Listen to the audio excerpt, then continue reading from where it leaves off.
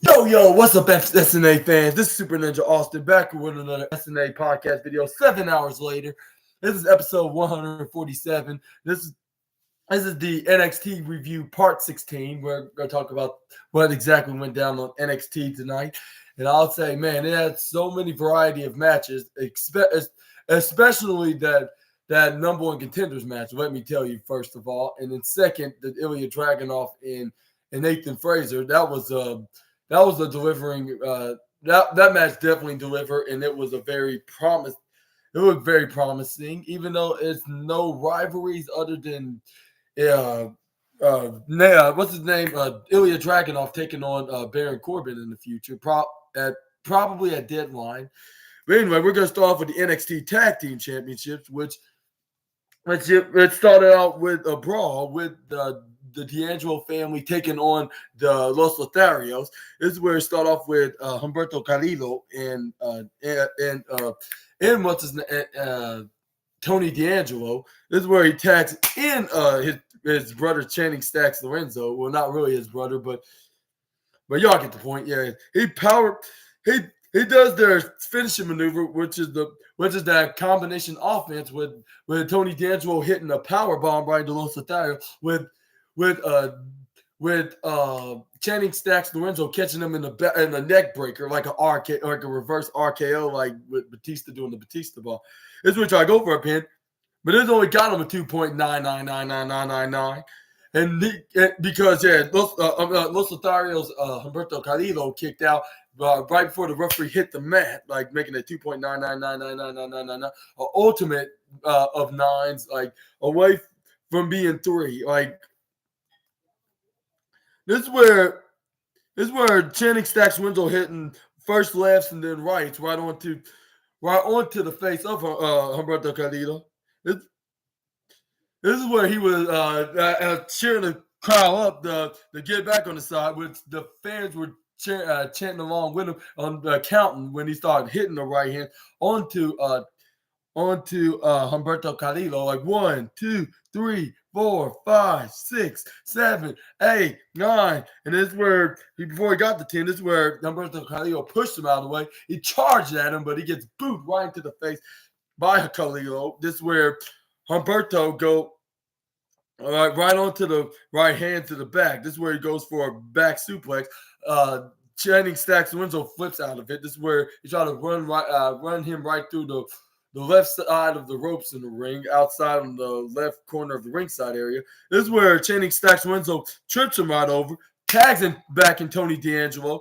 This is where he started hitting a single accent the right hand and a right hand to the face. That's where he started doing a couple more times. This is where he hits a side back, the belly to belly suplex. This is where it's like, did that impress you enough, huh? That's what he was telling both Lotharios members, both Angel and Humberto. This is where he started hitting right hands right to the face of Humberto Carrillo. Hits another side belly to belly suplex. This is where he picks up, This is where he picks him up right. Look like about to do a suplex or DDT, but he started striking right hands after right hands right onto the midsection of Humberto Carrillo. Then go for a single under superplex. This is where Angel Garza pulls him out of the way. This is where he gets kicked right into the midsection. This is where he started hitting punches right in the midsection onto Los Lotharios. Los Lotharios is Angel Garza into his midsection. This is where he gets intercepted with a springboard instigiri from the left side ropes, top ropes, of course, and right into the face. The help is cousin out. This is where Angel started hitting right hands or left hands more like. And this is where Humberto Carrillo stepped in and starts stomping onto the Tony D'Angelo's head.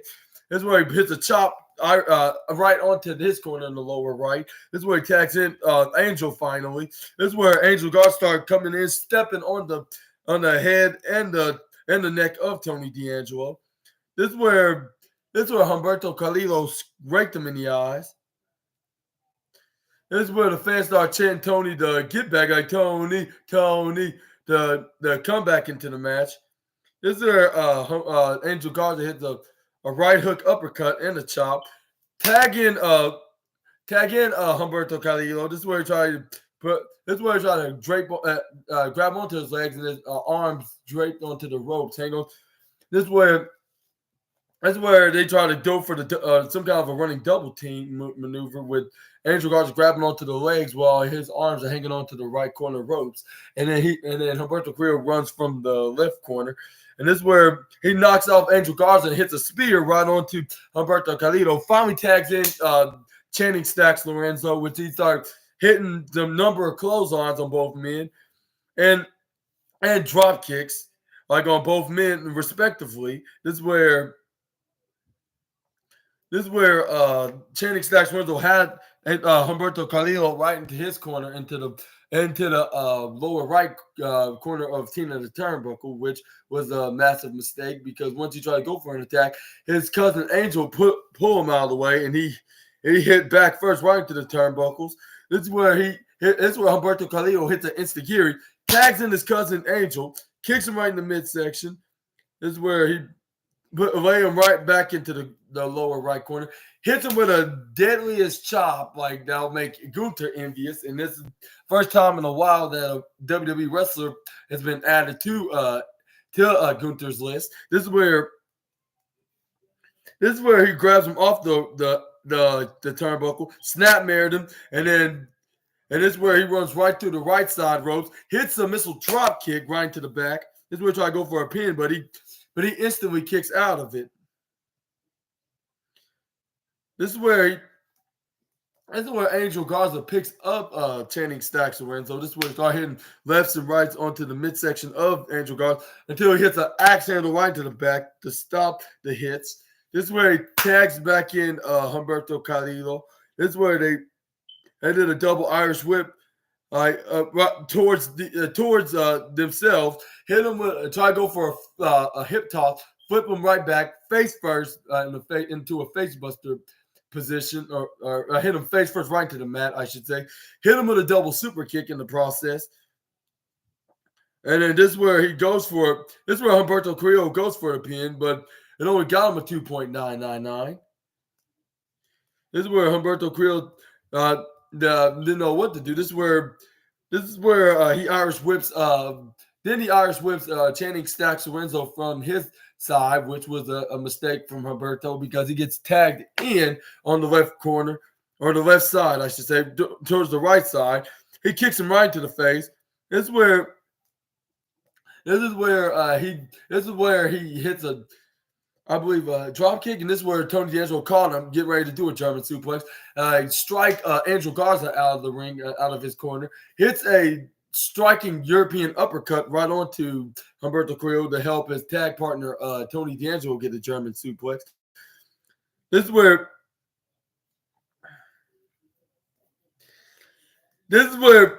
Tony D'Angelo's like, come on, shouting with the crowd. This is where they chant right back at Tony D'Angelo. This is where he Irish whips Humberto Carrillo right on the top. This is where he goes for a suplex, on the top rope, tagging in Channing Stacks Lorenzo in the process. This is where Garza grabs onto the ropes and making him crash right into the top rope, like hitting him where he gets hit. Where the place that not even a single male want to get hit at, which is the family jewels, of course. This is where Humberto Carrillo hit the sunset flip right on the top rope that caught Tony D'Angelo off guard.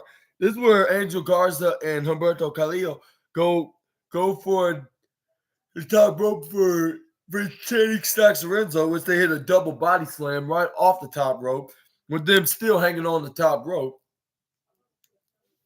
This is where they started bragging onto their ladders. This is where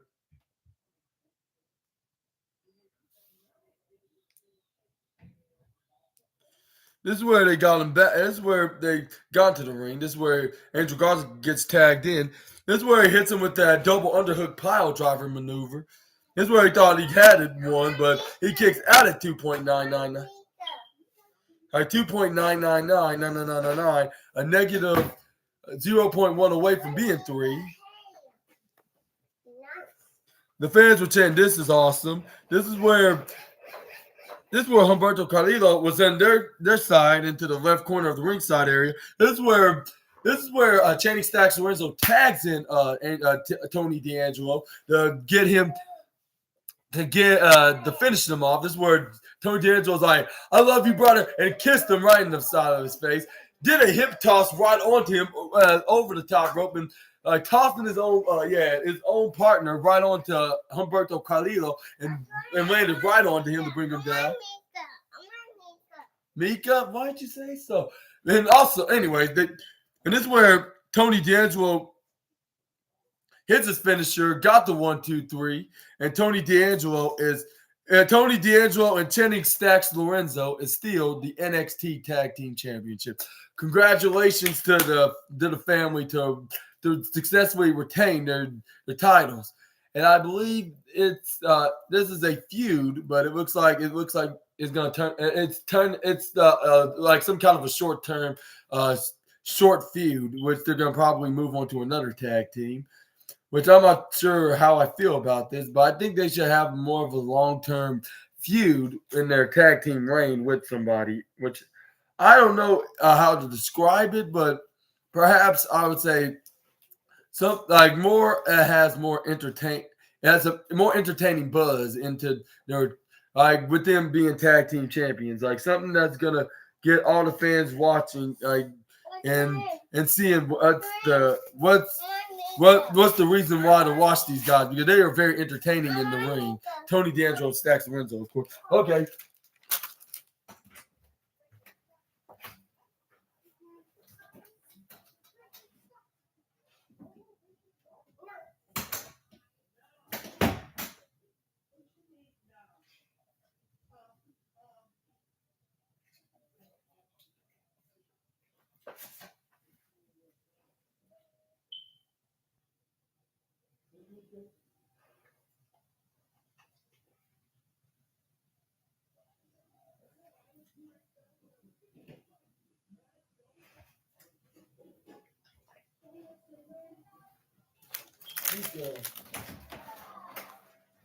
Okay, Samson, what are you doing?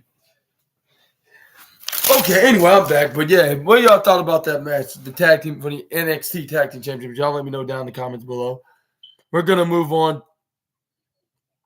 to the next slide, which is a segment with everybody in the NXT locker room.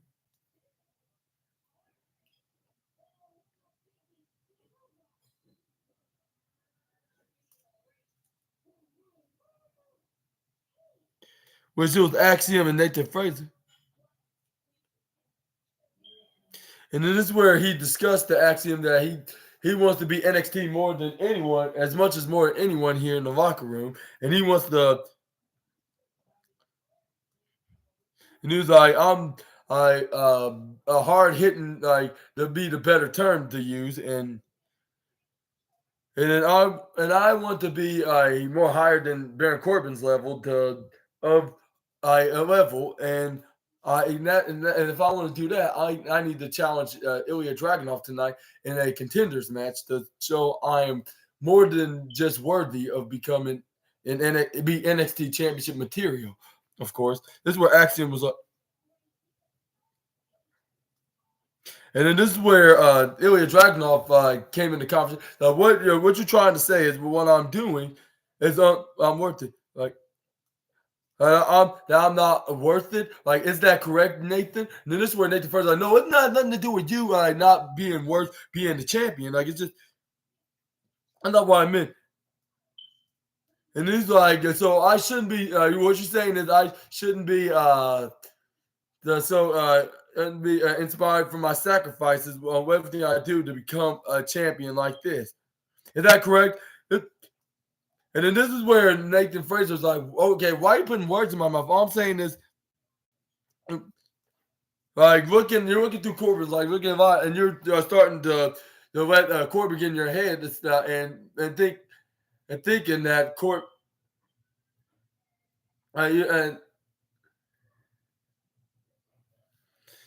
Corbin's life, like, and you're letting them get in your head, and you're being convinced that he's doing so much better than you are, and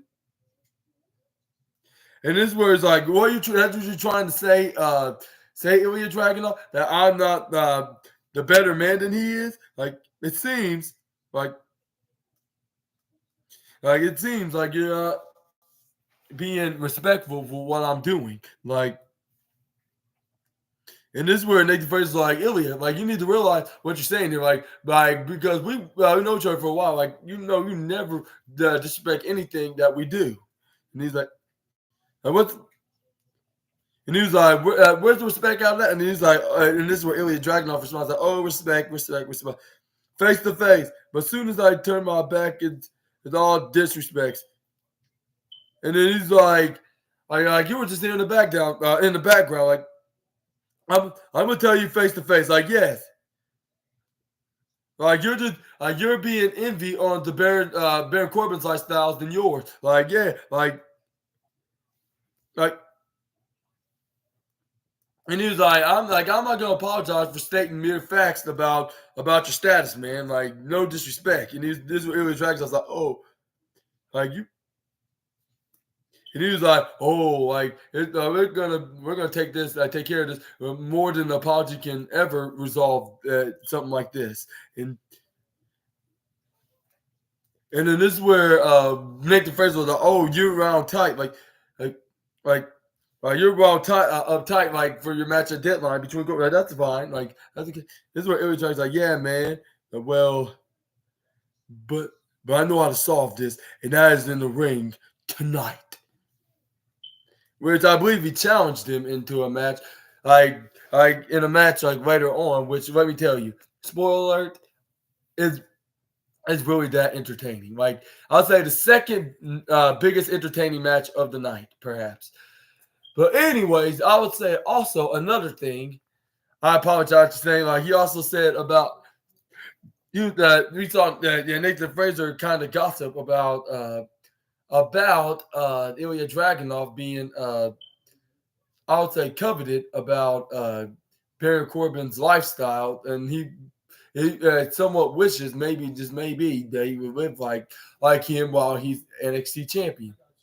Even though he has he's been there for a few years and he's still getting started because considering he's in the main, I mean in the developmental territory, and he just became NXT champion, so it's one step at a time. Like even though it's been only 9 years, I mean not 9, since 4 years, since 2019, my bad, 4 years he's been in the company, so he's still a rookie in the game, and he needs to get more developments. But anyways, this is where we got Jerry the King Waller now announces the next two guys, participants, I should say, I should call them in the what's that, the Iron Survivor qualifier match, right? Which the winner becomes the fourth qualified participant into the Iron Survivor match at deadline in a month from now, which was Braun Breaker and Eddie Thorpe. I was like, yeah, I was like, wow, that seems interesting. I should have known Braun Breaker's going to be in the next qualifier match because he's the star in his own rights. And up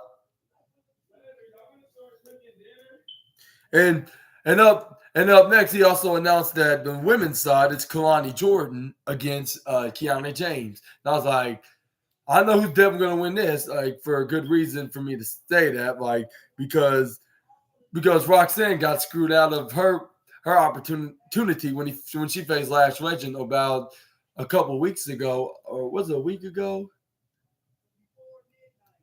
Which I'll say maybe 2 weeks ago. Yeah, I'll say, but yeah. But anyways, yeah. But what's y'all's picks on who's going to win the Iron Survivor qualifier match in the both men's and women's side tonight? Y'all let me know down in the comments below.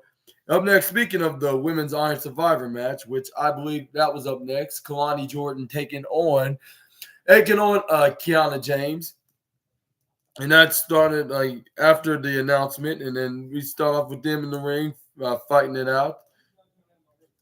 After after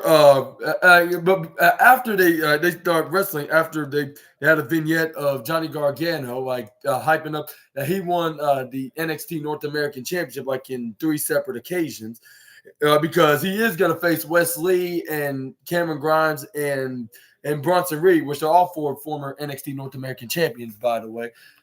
Whoever's gonna win gets a guaranteed shot at Dominic Mysterio at Deadline. But and also, if Wesley lose, that means he cannot get another opportunity for the NXT North American Championship.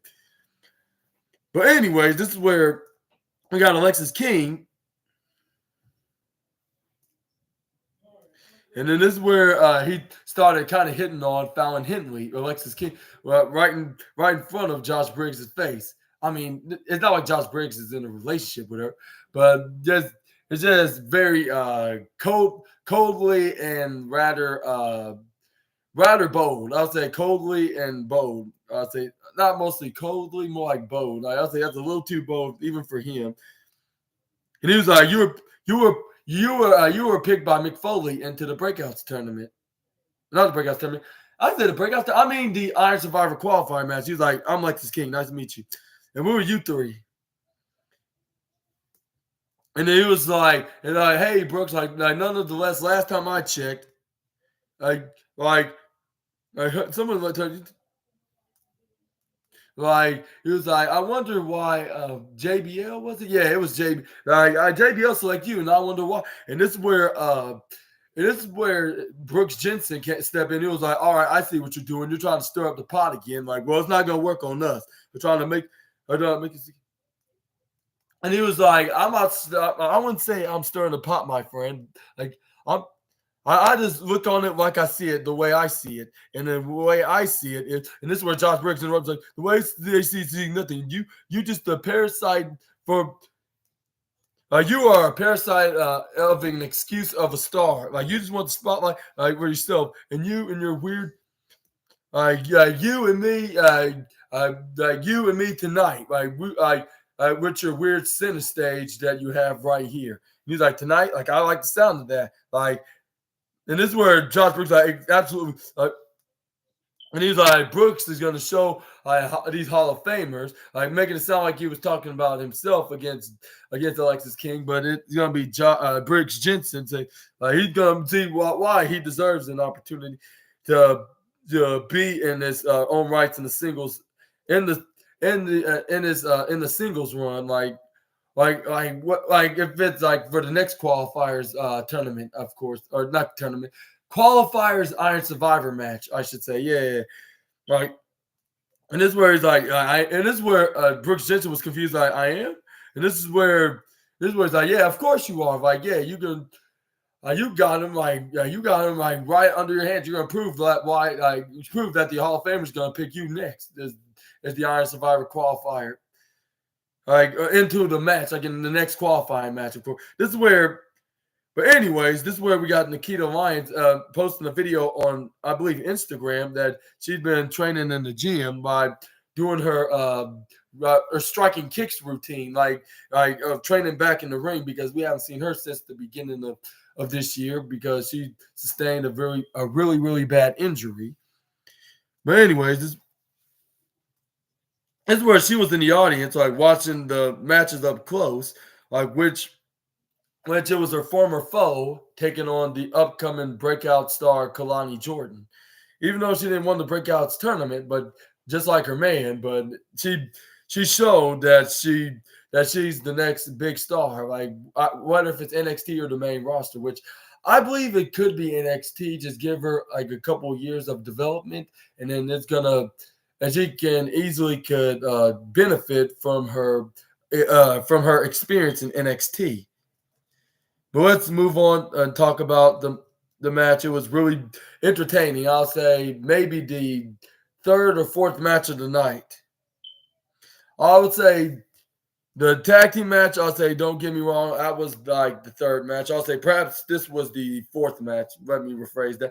But this is where Kalani Jordan grabs onto Kiana James, headlocks her right on the ground, but she gets leg head scissor lock by Kiana James. This is where Kalani Jordan rolls out of it.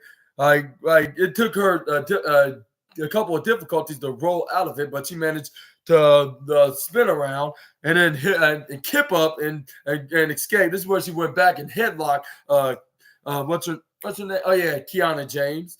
This is where Kiana James was trying to escape out of it, but Kalani Jordan was not letting go. Like under no circumstance, she's like, no, like I'll make sure I'll bring you down and make you lose all your energy, but with this headlock and give me more easier win. Which I'm not sure if there's such thing as that, unless it's a squash match.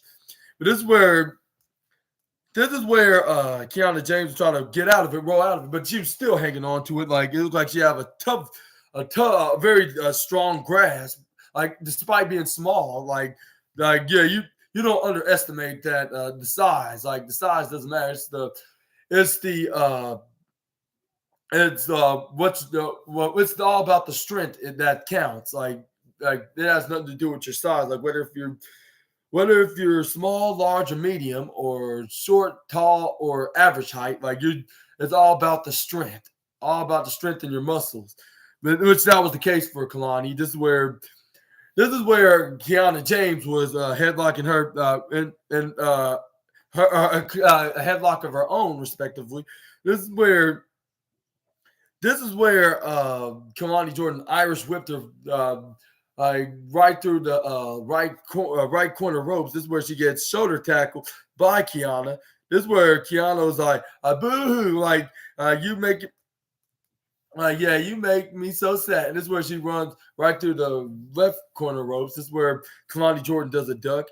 And this is where he leapfrogs. This is where she did that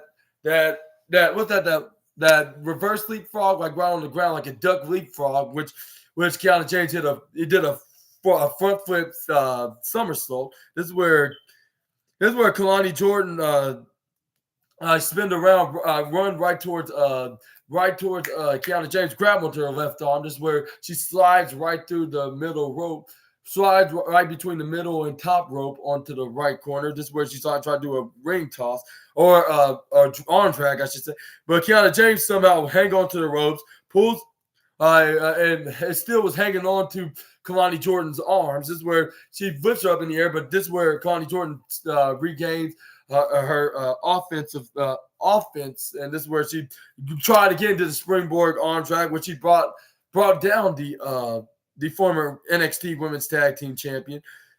This is where Kalani Jordan slides right down to the between the middle and bottom rope on the left side, right onto the head of Kiana James, and hits a sliding Hurricane Rana.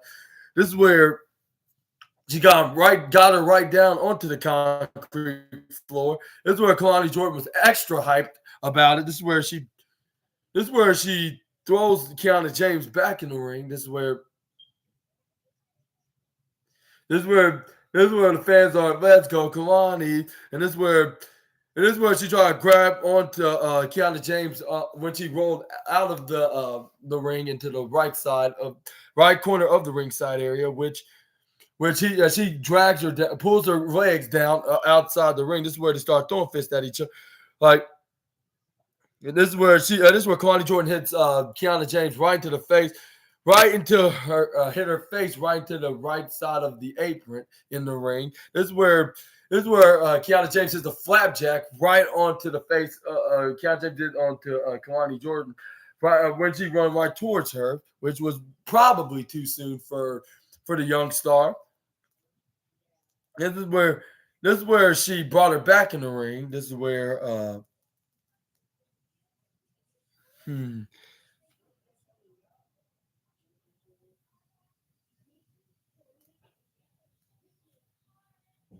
But this is where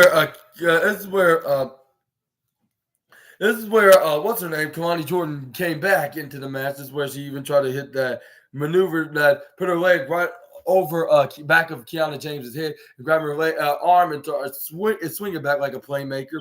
But this is where Kiana James counters out of it and hits a surprise roll-up, which is the most devastating move in all sports entertainment, but it only got her to even count. This is where she picks up Kalani Jordan to a 5-women's carry, but this is where Kalani rolls out of it, hits a striking forearm right into the face of Kiana, like about double times. This is where Kiana James answered back with a couple of right forearms right into the face of her own. This is where she answered back with a forearm right to her face. This is where Kiana James hits a forearm right to her face next. This is where Kalani Jordan kicks her right into the midsection. This is where she try to go for that playmaker like maneuver or ozone maneuver, whatever you want to call it. I'll say more like a playmaker because MVP made it more famous and with some pizzazz in it. Like that's very catchy, of course. But yeah, she hit the maneuver because, of course, she did. It was guaranteed anyways. This is where she went for a pinfall. This is where the referee counted to 1, the referee counted to 2. This is where Kiana James kicks out at right before the referee can touch the mat of 3, but it only was a 2.999, like minus 0.1 away from being 3.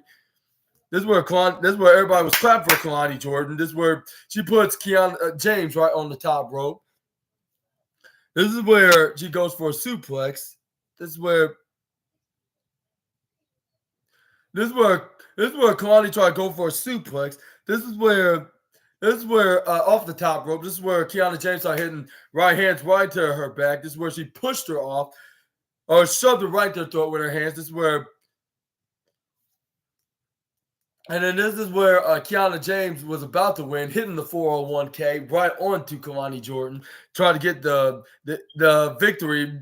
This is when she tried to go for a pin. This is where somebody ring the bell, like which was none other than Doink the Clown. No, I'm just kidding. Roxanne Perez, like it was Roxanne Perez that ring the bell, like if she already won the match. But I was like, who ringing the bell, like. Who was I? I was like, oh, like I should have known it was going to be Roxanne Perez. And this is where she distracted Kalani Jordan. This is where she hits her with that Pele kick right to Kiana James's head. Hit her finishing move, the split-legged moonsault to get the 1, 2, 3. And she declares the 4th woman to be into the Women's Iron Survivor match. And what you thought about Kiana James, I mean, yeah, getting their just desserts like a week or two before onto Roxanne Perez because she cost her match when she faced Lash Legend about a week or two ago, which I believe was 2 weeks ago. And this is where she started smiling and waving at Kiana James. This is where Kiana James was very ticked off that she lost. That she lost to Kalani Jordan, and she does not declare to be the 5th and the 4th participant to win the qualifier match.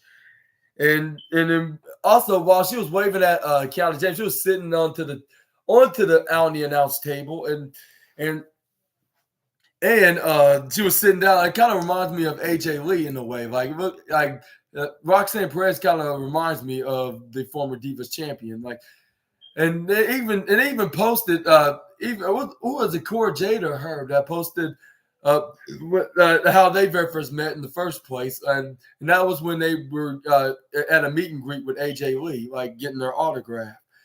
And I'll say this could be a sign that AJ Lee could return, and also the wrestlers are asking for this. Like even the wrestlers themselves want to see this because they want to wrestle their hero, which is the former 3-time Divas champion, the wife of CM Punk, of course. But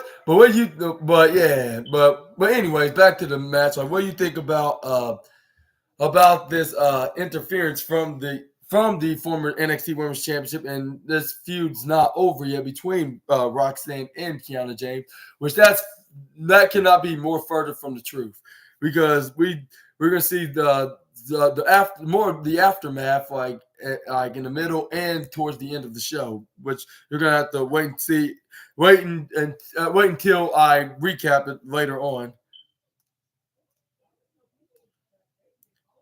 This is where we got a hype video with Cameron Grimes, like of him when he won the NXT North American Championship at last year in Dallas, Texas, that Stand and Deliver.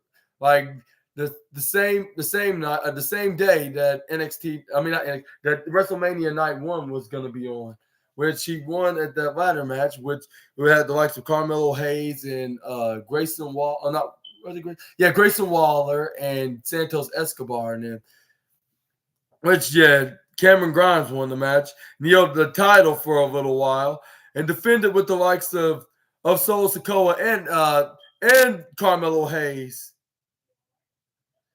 and even successfully defending it about one or two separate occasions. And he said he promised his father that he was going to be champion before he sadly passed away. And then at the end of the line, he said, "To the moon." But anyway, this is where we got the Alpha Academy and NXT again. I was like, wait, I thought this was a one-off appearance. And then this is where Chad Gable was like, I know that I nearly had Noam Dar 1, and I should be the Heritage Cup champion. Ninja? He's like, you guys are nothing but savages, like idiots, idiots and savages even. Like, and then this is where Maxine Dupree was or Maxine Dupree that said to the Metaphors that we're gonna prove that y'all don't have the style. And then this is where Otis said, or the strength. And then Noam Dar's like, the spirit. This is what Chad Gable's like, that's right. Like that fool, like metaphor. And he's like, all right, Metaphor, you two guys, like Noam Dar and Or Menza against my boys, Alpha Academy, next week. He's like, in a six. Oh no, it was not or the Metaphor, like wherever it could be. Noam Dar and Or Menza and the one of their female members, either Lash Legend or Jakara Jackson, which I believe will be Lash Legend because she teased the feud with the former leader of the Maximum Male Models, and also he was like, he said like it'll be you three against my team in a 6-person mixed tag match. Like, and this is what I was like, yes. And he was like, no rules, no rounds, no interference, no excuses, no nothing. Like we want you, God, to answer by the end of tonight. And thank you. Like what he did to send the message. Well, we will see the vignette of the eventually we'll see the vignette of the Metaphor, but we're going to be talking about that in just a moment. But up next we had what's his name? Andre Chase had a little speech in his classroom, which had the paparazzi was there that asked for these allegations against him that's been accused of Mr. Andre Chase, which we waited for the past 2 weeks of seeing what exactly he's being accused, what exactly he's accused of doing, like of the reason why there's some allegation against him. And this is where he came right into the classroom. This is where he was right onto the stage. And he's like, good evening, everyone. Like, thank you for joining this evening. And he said, my name's Andre Chase. I'm the founder of the Andre Chase University. Before I address the situation, like, and then I want before anybody can address like anything, like I want to explain the direct communications, like and cooperations and professionalism about this investigation. I also want to recommend I want to recommend like student body and faculty and all of them, like and staff carry on the day-to-day operation, like without the support of the Chase U family. Like, I'm not sure if I'll be standing here right now, being the professor that I am. He's like, as all you know, like it's history for NXT. And I wish that you could get all the circumstances. And he's like, I wanted to break my silence from last week and about Andre Chase University being under investigation. Like in this forthcoming, I cannot be in it. But yeah, like Like, I just want to express the ongoing investigation. So I'm limited to this is unlimited I can share though. With that being said, like, it seems that Andre Chase Universe has found itself in a difficult situation. The investigation reveals that suspicions and illegal activity, such as gambling and the issues of the Chase University funds, and Chase University and the severe debt. Unfortunately, I stand here today to tell you that this is all true, sadly. And then at the end of Chase, I take full responsibility for the difficulties that put the university that I love so much, like, in debt. And then this this is where we have Thea Hale and JC Jane and Duke Hudson in a sad and shameful facial expression. They're like, what the hell? And it's like, no, we're gonna. I have to start start a funds, like, to pay off these obligations and debt, and as quickly as possible, and restore Chase University that it is, and an institution that future young guys and future sports entertainers, I should say. And it's all I can share about the matter. And it was like, and that's all I'm going to share for right now. But now, y'all can take the stage and ask, excuse me, your questions. And then this is where one of the the journalists or paparazzi ladies asked, like, okay, what happened to what happened to the money, and who do you use it on? Who did you use it on? Like, this is where Andre Chase was like, no, like now's not the time, and it's not important, and it is significant, but it's also significant. So what is important is paying back as fast as possible to pay it back as soon as possible. With some pay this activities back, like, as soon as possible. This is where it is, and it is where they will keep continuing to ask, like, who you owe the money to, and this was like, next question, no need for that. And this is where I think one of them fooled him. It's like, me, okay, you, and this is where, and I do. And this is where it's like, gambling gambling the money is like gambling school funds money is illegal to the practice. And this is where he's like, and he was like I do acknowledge that, but I'm not going to speculate that at this time. And then this is where the next question, and this is where everybody's asking Mr. Chase, like,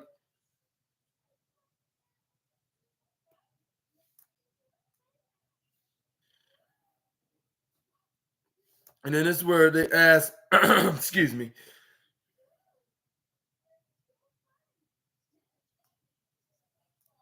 This is where they ask some more questions about the matter, saying,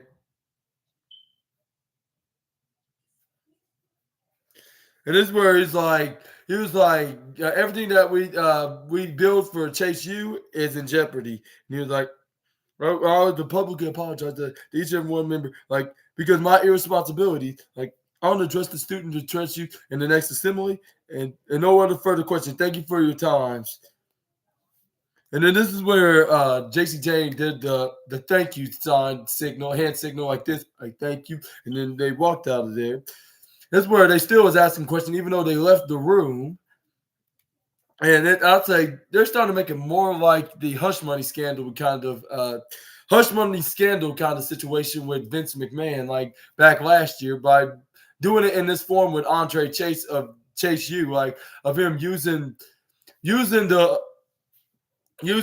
school funds as gambling, and even possibly using the money for whatever I would say mistress that he's probably having an affair with. Like, that's my prediction onto this matter, where the story's leading into.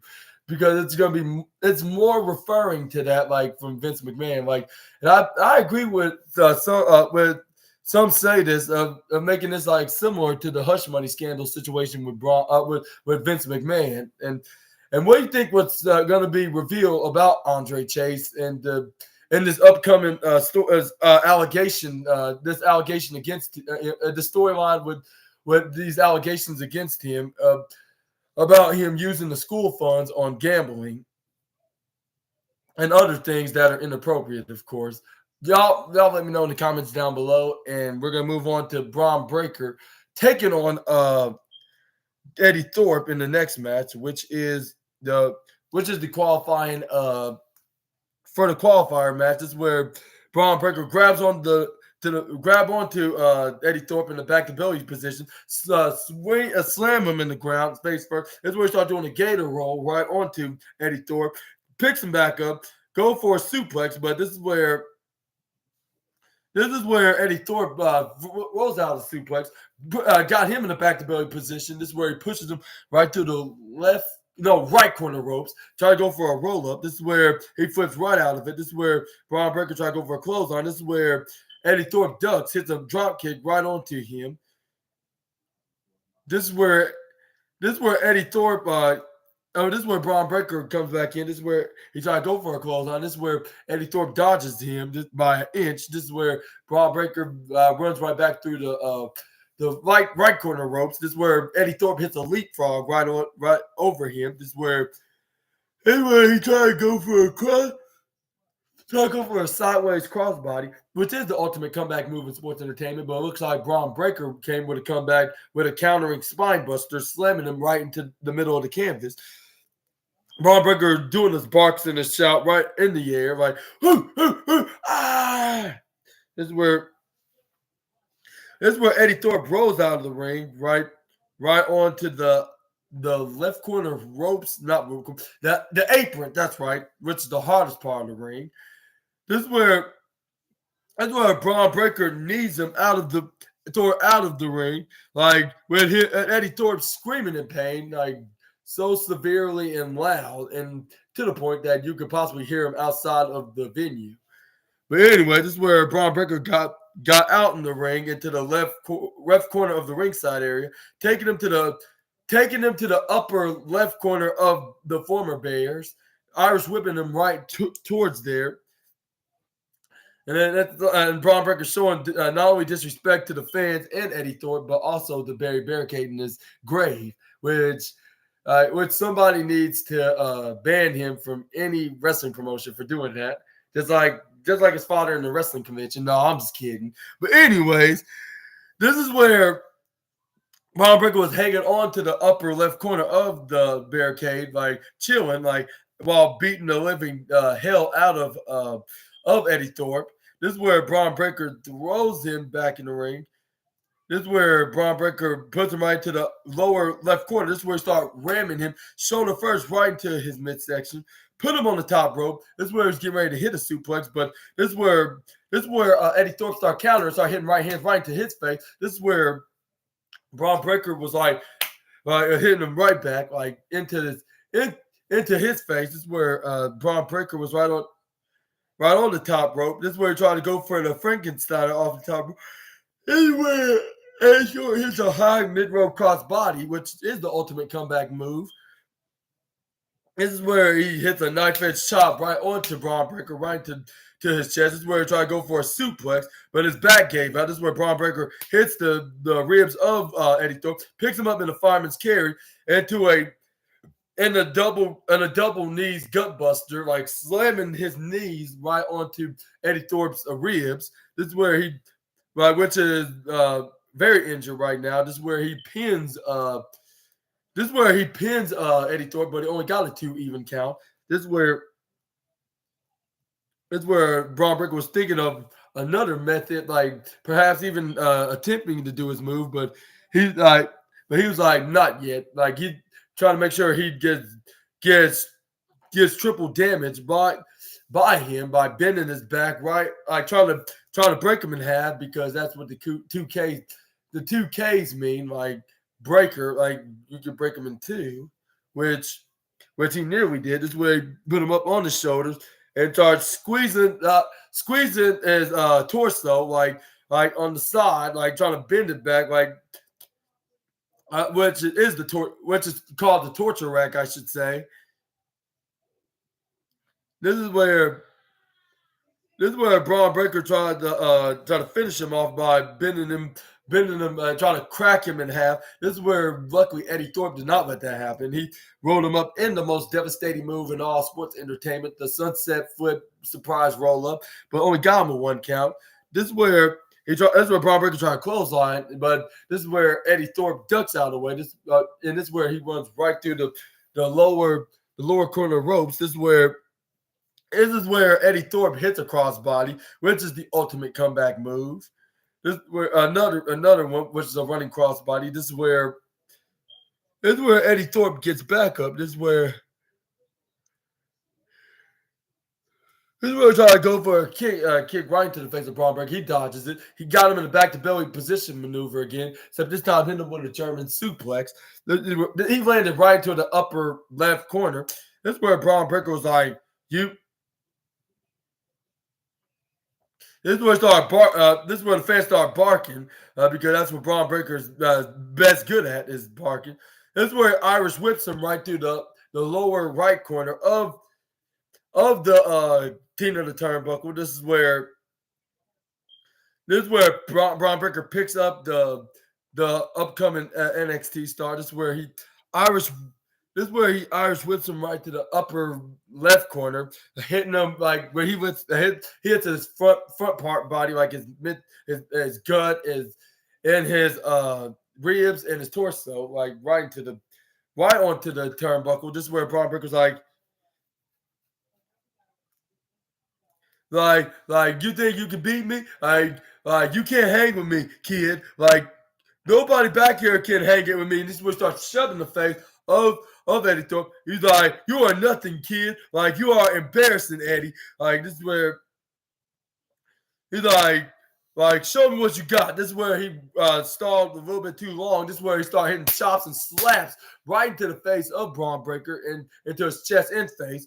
This is where Braun Breaker tried to go for a bear hug. This is where Eddie Thorpe got out of it, started elbowing him right off of him into Braun Breaker's head. This is where Braun Breaker tried to grab onto Eddie Thorpe. He elbows him while he was hanging onto the upper left corner of Tina the Turnbuckle. This is where he tried to run and try to go for a spear, but this is where Eddie Thorpe boots him in the face. This is where he tried to go for a tackling clothesline, but Eddie Thorpe moved out of the way. This is where he tried to go for a clothesline. This is where Eddie Thorpe ducks. This is where he started hitting right hands repeatedly, like at least 5 times in a row. Fans were cheering, yay, yay, yay. And this is where he started hitting punches, uppercuts, etc. Hitting clotheslines. This is where he tried to go for a clothesline to Eddie Thorpe, but he ducks out of the way, sweeps his legs, STOs him. This is where Eddie Thorpe was back in the match, making his comeback, even though he was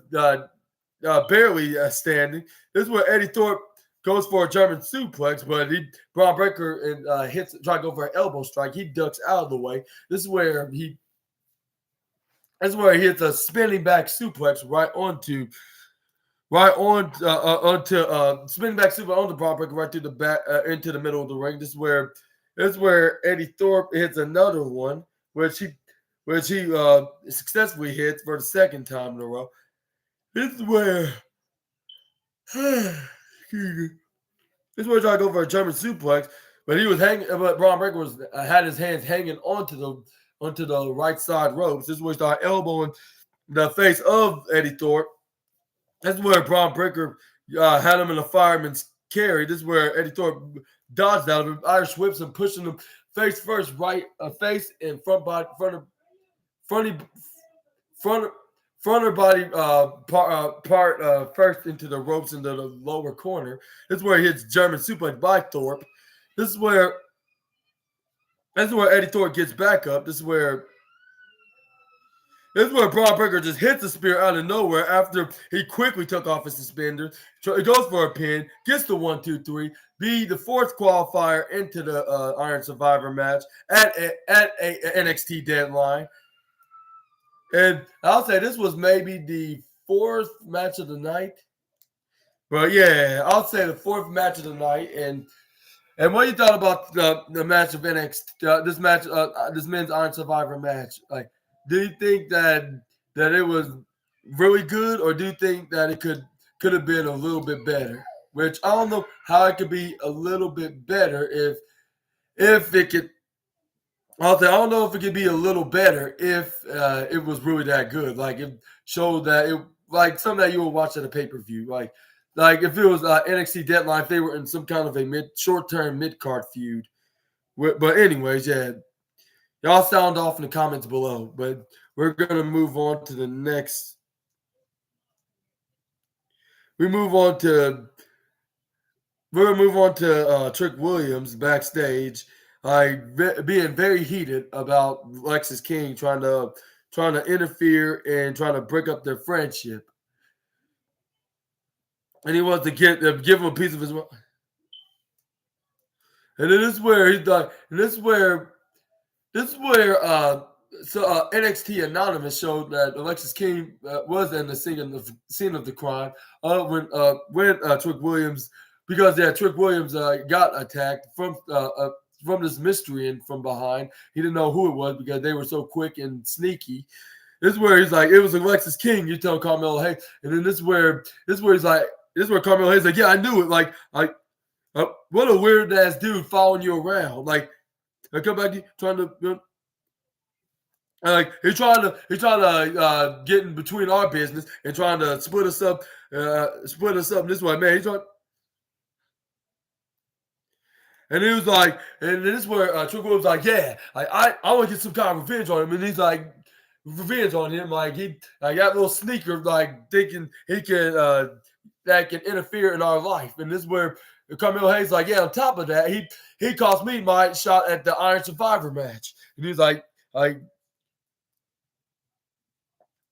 And he was like, and this is where Carmelo is like, well, we're gonna definitely go link back in. And this is where Trick Williams was like, yeah, we are gonna do that. Like we're gonna make him pay like soon. And this is where, and then we're gonna like he cannot like separate the hottest boys in NXT. And he was like, yeah, you right, Mello. Like he's like,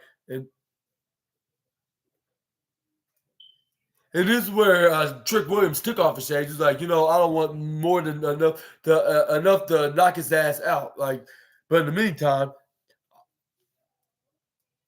and he was like he jumped me, and I'm gonna give him what he deserved. That's what, and that's how you get down.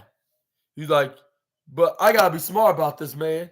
Look, I have the Iron Survivor Challenge match in a couple weeks. Nothing or no one is going to stop me from take what Zach was mine. King is gonna get his, and this is where Carmelo Hayes was in an uneasy facial expression, like if he's still a guilty. I'll say a guilty Gary, I should say. Because he started looking down, it looked like he was very shameful and guilty. This is where he's like, I gotta get to. And this is where he's like, well, I have to keep my eye on him because Alexis took the opportunity for me. Like, this is what Trick Williams like, well, we're better than that, man. Like, we don't have to distract. We don't need to distract people in their matches or attack people from behind anymore, bro. Like we passed that, man. Like we passed those immature games. Like, and this is where Carmelo is like, we are. Like, yeah, we are. He was like you know that, right? This is where Carmelo is like, yeah, you right. Like, yeah, absolutely. Like, and this is where they handshake. This is where he's like, and this is where Trick Williams like, King will get his like when that day comes. And he's like, he sure will. And then this is where we have the women's locker room next, like with Roxanne Perez. Like, he's like, well, if I'm not going to be in the women's Iron Survivor match, neither is Kiana James. And then this is where Ava Rain, aka The Rock's daughter, like said, actually, I just heard from Shawn Michaels in his office, and that next week, and And that the fifth qualified participant is going to be the ones that's going to get a second chance. Is going to get a second chance from losing their last match. Like, and this is where Roxanne Perez was like, really? Like, and this where Ava said confirmed, saying absolutely, like for both the men's and the women's. And then this is where, and then this is where Roxanne Perez like, oh, really? Like, so that means I still have a chance right here. And then this is where, and then this is where they, and this is where these new upcoming women, like which I'm not sure what their names are, but they look like minions of future minions of Kiana James. They were like, you know who does also have a chance? Kiana James, and then. And he's like, you have desperate desperate of a last chance, while you have a zero chance. Roxanne, she shoves her right in the face. This is where Roxanne Perez went right on her and hit a right forearm right to her face. Started punching, beating down possibly Kiana James's future minion, of course. This is where the rest of the women start breaking up the fight. This is where Kiana James came and stepped in and started fighting Roxanne Perez now. And this is where they start grabbing her back. This is where Roxanne Perez started throwing fists back at the former NXT Women's Tag Team Champion. This is where they start throwing fists back and forth in the locker room. This is where, last but not least, having the May 18, 2021, where Big Bronson Reed won his NXT North American Championship against Johnny Gargano. Like in a steel cage match that he hyped up, like which was his first title in WWE, and could possibly win it once again if he can win this number one contenders match. But this is where we got the second most entertaining match of the night, and that was Ilya Dragunov taking on Nathan Frazer, which he showed him that he's not letting Baron Corbin get into his head and let him be the better man. And this is what it started off with, like with the former one-off AEW wrestler, I should say, with his real name Ben Carter, but now he's going by Nathan Frazer, I should say, or even the former Heritage Cup trophy winner, I should say, the NXT Heritage Cup trophy winner, got to face Ilya Dragunov tonight in a non-title match, which Ilya Dragunov was ready to blow off some steam onto Nathan Frazer, because he jumped right on top of him with a right hand Luthez press, which Nathan Frazer had to cover his face so he will get punched. This is where Ilya Dragunov picks up.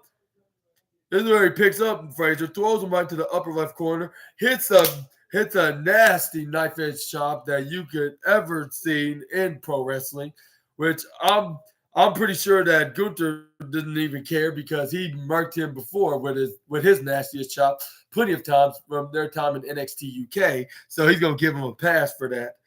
So this is where Ilya Dragunov hits another nasty chop right onto he is Ilya Dragunov, Nathan Frazer, and he flipped right off out of the top turnbuckle and landed down onto the bottom turnbuckle on the upper right corner side. This is where he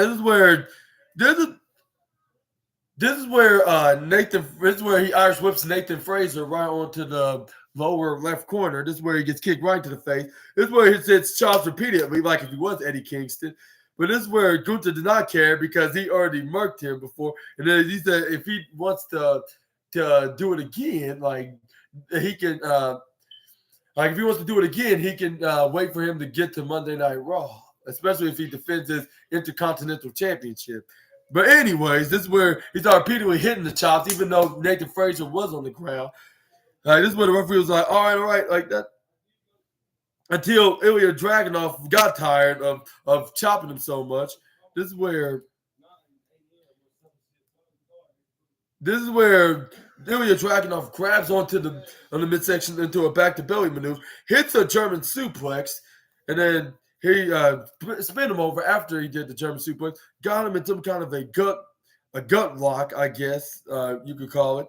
This is where he picks him back up, trying to go for another German suplex, like if he was a short a short yeah, that's right, he's Russian, yeah, a short Russian version of Brock Lesnar.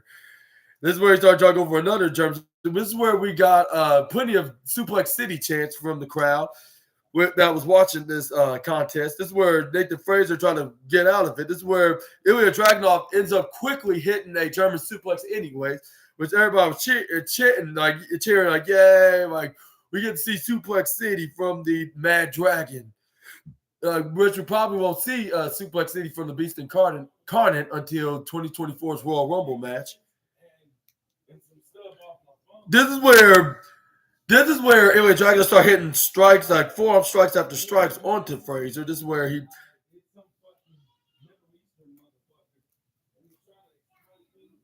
This is where Nathan Frazer hits a right hand right to his face, right to his face first. This is where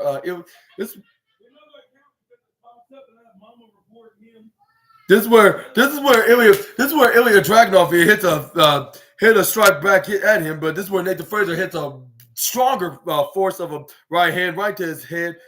This is where he hits a bicycle knee strike right onto Ilya. This is where he tries to go back to Ilya Dragunov, but he kicks him right in the midsection. This is where he hits a.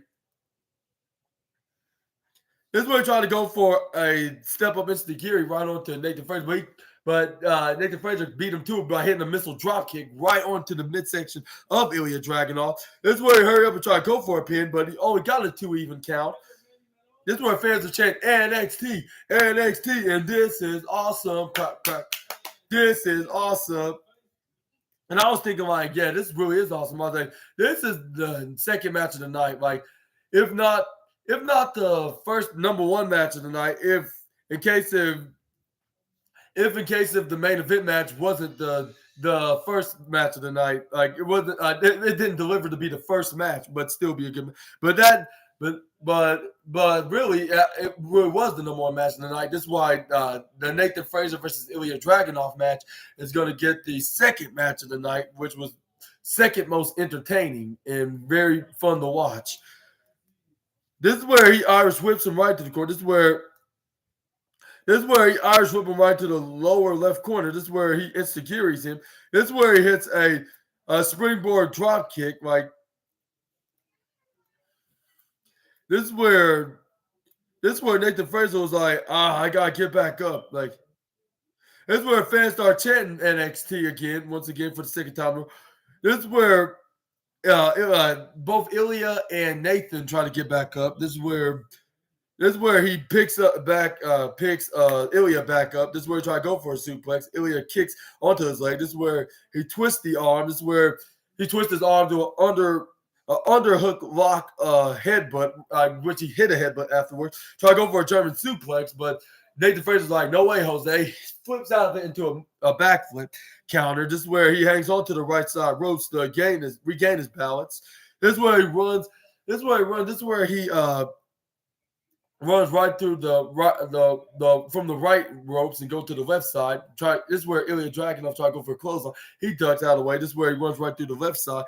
And then this is where he try to go for some kind of a sling blade, but Ilya Dragunov dodges him by a 1.1 inch. This is where he hits a leg swinging rebound clothesline. Try to go for that maneuver, but this is where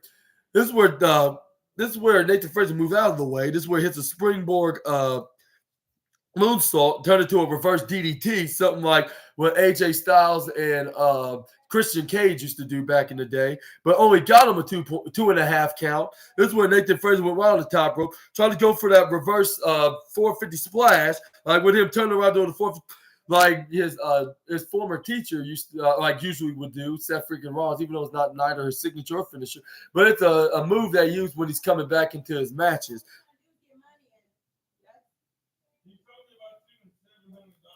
This is where Ilya Dragunov goes for. This is where Ilya Dragunov goes for a step up Insta-Giri right onto Nathan Frazer. This is where he picks him up and hit him with a power bomb and a striking rise of the Mad Dragon strike. the X bomb, I believe that's what it's called. Like this is where the referee counted one, the referee counted two, but he's like, no, I'm not done yet. And this is where he does it the second time, which he did so. And then this is where the referee's like, okay, now I can count. He's like, nope, one more time, which he said the third time is going to be the charm, which it was. Struck him right to his face, got the 1, 2, 3, got and he won the match. Until soon after, Baron Corbin rudely interrupted him while celebrating his latest victory over Nathan Fraser. This is where Baron Corbin was in his house, like in a video message sending to the current NXT champion. This is where he's like, "Hey, Ilya, like."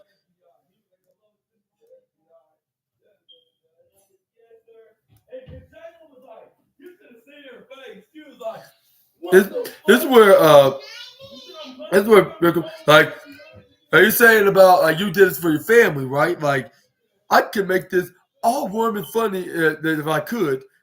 You're breathing fire. I know he's making a dragon joke, but why is he say warm and fuzzy? That sounds very similar to another bald wrestling guy that I know.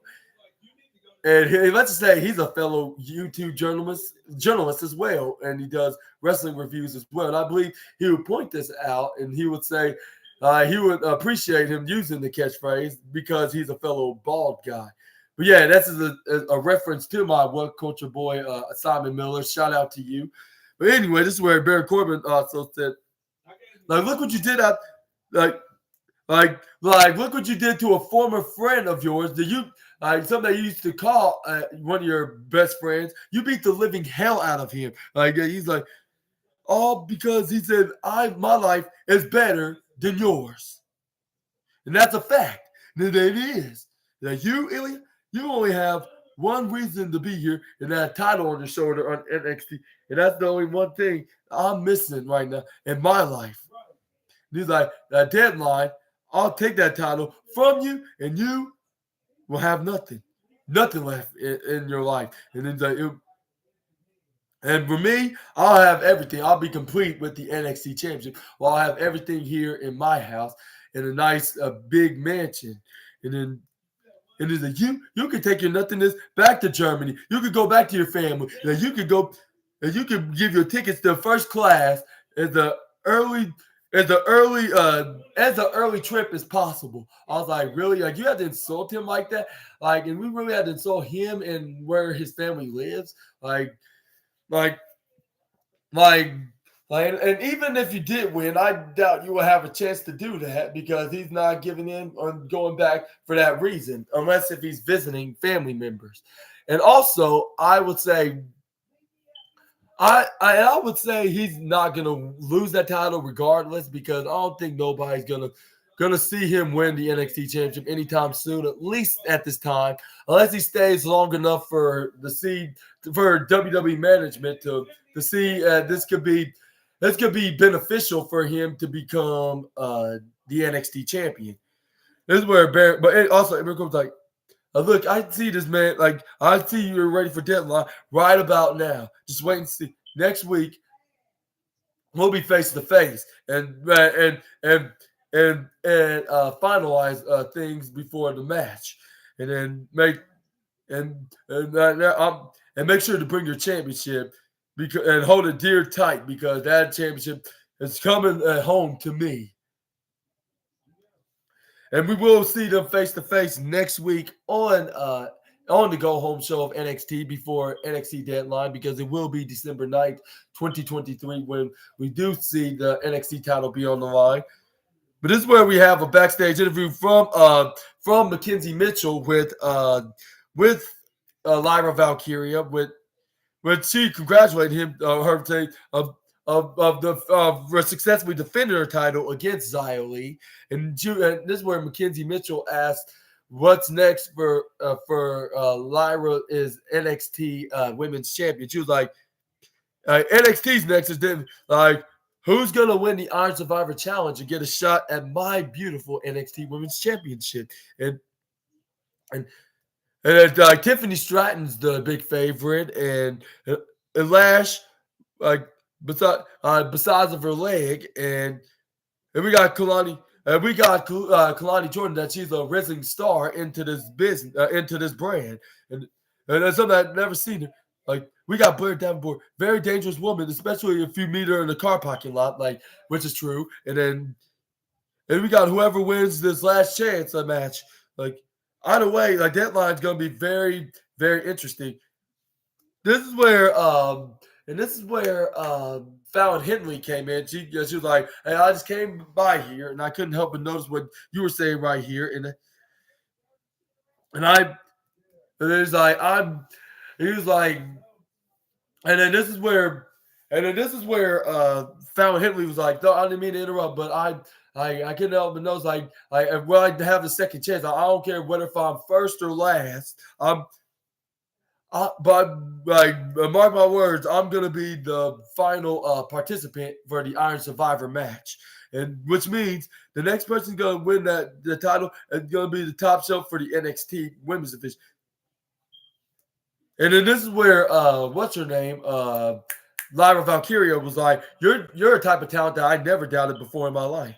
If you win, like that's a match that I definitely want to look forward to." And then this is where Fallon Henley's like, absolutely. And this is where they got interrupted but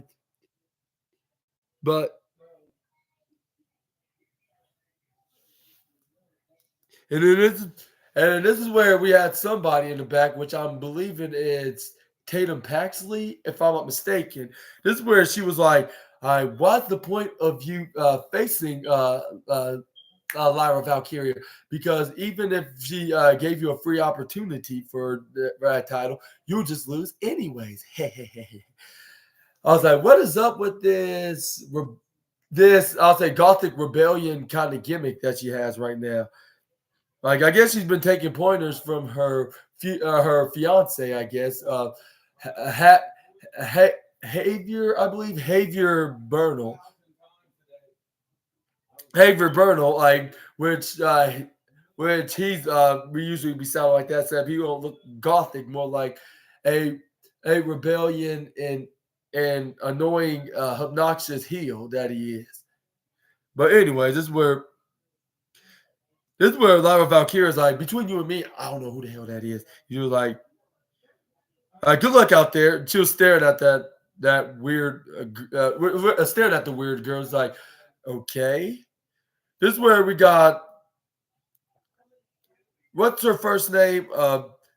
We got a vignette of Petrovich. I know her last name, but I'll just call her that for now. This is where she was like in martial arts, like when she was holding up a katana samurai sword out and taking it out of the case. Like, and this is where she was explaining about martial, about be clear-minded and be ready to act. And you must trust your instincts first and everything. And she was like, and my instinct is that Ariana Grace thinks she's better than everyone else. And this is where she's, she don't think about others. It always makes everything about her own self. And she was like Ariana Grace may be a beauty queen, but I'm a decorated. Like, I am a decorated black belt in karate. And then she would explain, and she was like when I get inside those rooms, it's not hand waving or sleeping gowns and none of that stuff. It's about competition.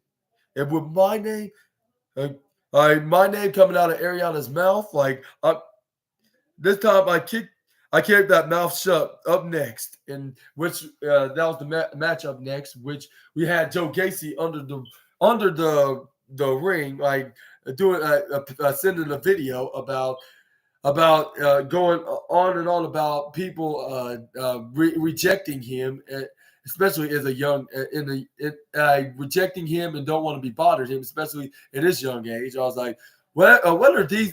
What's up with these vignettes and these videos that he's posting on social media and also on the NXT show in general? Like, what's this leading up to? Like, And he also not only did all that, like I was like, and at first, but before I get to that, I'll say like at first I thought he was inside a coffin or under a trunk, like with his like because he probably told somebody to put him under there, like he pay him the do that to pay him to put him inside a coffin or back into a car trunk or whatever, like because it looked like it's in the small space, like that he was laying down, sending the video, he, but I, but it was under, but he was under the ring, and not only he was doing all that, like he was under the ring, doing a video of him sending it to NXT and into the rest of the wrestlers on the NXT roster. He was he stole the ring bell from the timekeepers area, which I don't know what reason why he was doing that, but he did so. Like, so there was no ring bell for the match between Carmen Petrovich and Ariana Grace, which that was very rarely odd, I suppose.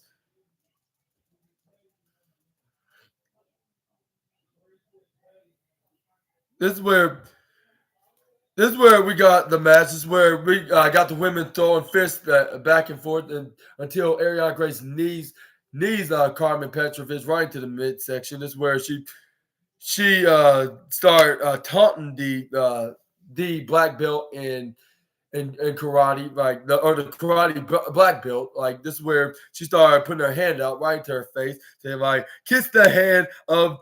I kissed the hand of the Miss NXT here. This is where the Carmen Petrovich was like, okay, I guess I'll do so. This is where she lured her to a trap. She smacked her right in her head. She was like not in a million years. And this is where she hits a right hand right to her face. This is where she slammed her back of her head. This is where she tried to hit that swinging karate kick move that she was trying to land onto Ariana Grace. This is where she started sliding down. So like, no, like no. She was like, I'm sorry, like I didn't mean to provoke you. This is where she was like, well, what reason why I should not do this maneuver? This is where she started making going on with her. She was like, and this is where Carmen Petrovich took a play out of her playbook and mocked her back. She was like, "Do you you want to apologize now? How about you apologize by kissing my hand?" This is where Ariana Grace is like, "Are you serious right now? Like I'll do anything for, but don't you dare take my stick in vain." And then this is where she goes. This is where she tried. This is where she tried to grab her and try to pulverize her. This is where Carmen Petrovich grabbed onto her arm, twisted forward where it should not be placed. This is where she bent it up in the air. This is where she twisted. She twisted right back. This is where she tried to bring it down to the ground, like if she was Shayna Baszler getting ready to stomp onto there. But Ariana Grace prevented her to put her arm right onto the canvas. This is where she bent it right back into place. Her arm back in place. This is where she tried to go for a cross arm bar. This is where Ariana Grace puts her legs up, hit her with the surprise roll up, but she only got a 2 count. This is where Carmen Petrovich grabs onto her arm, bending her back. This is where Ariana Grace grabs onto Petrovich's back of her hair, and this is where she pushes her right onto the lower right corner. This is where he's like, "Hey, hands off her hair! Like I'm warning you, I'll easily DQ by the count of 5. 1, 2, 3, 4." And this is where she let go. As soon as he got the 5, this is where Ariana Grace is like, all right, my hands are off. This is where she hits a back elbow, dive right onto Carmen Petrovich. This is where she goes for a suplex. This is where Carmen Petrovich rolled out of it. This is where she twists her arm triple times into a arm twist drag maneuver, slamming her face first right onto the canvas. This is where Carmen Petrovich rolled her up into a roll up. This is where this is where the referee counted the one, counted the two, but Ariana Grace kicks out of the maneuver. This is where she hits a right forearm right to her face. This is where Ariana Grace answered back with a forearm right to her face, like double times. This is where she started stomping onto Carmen Petrovich, right onto the right bottom ropes, like where she was hanging on, like it's stomping on her right to her midsection and torso. This is where she started kneeing her right to the face. This this is where Joe Gacy came from under the ring. This is where he was running with the ring bell, leaving the arena. This is where Ariana Grace was like, what was that all about?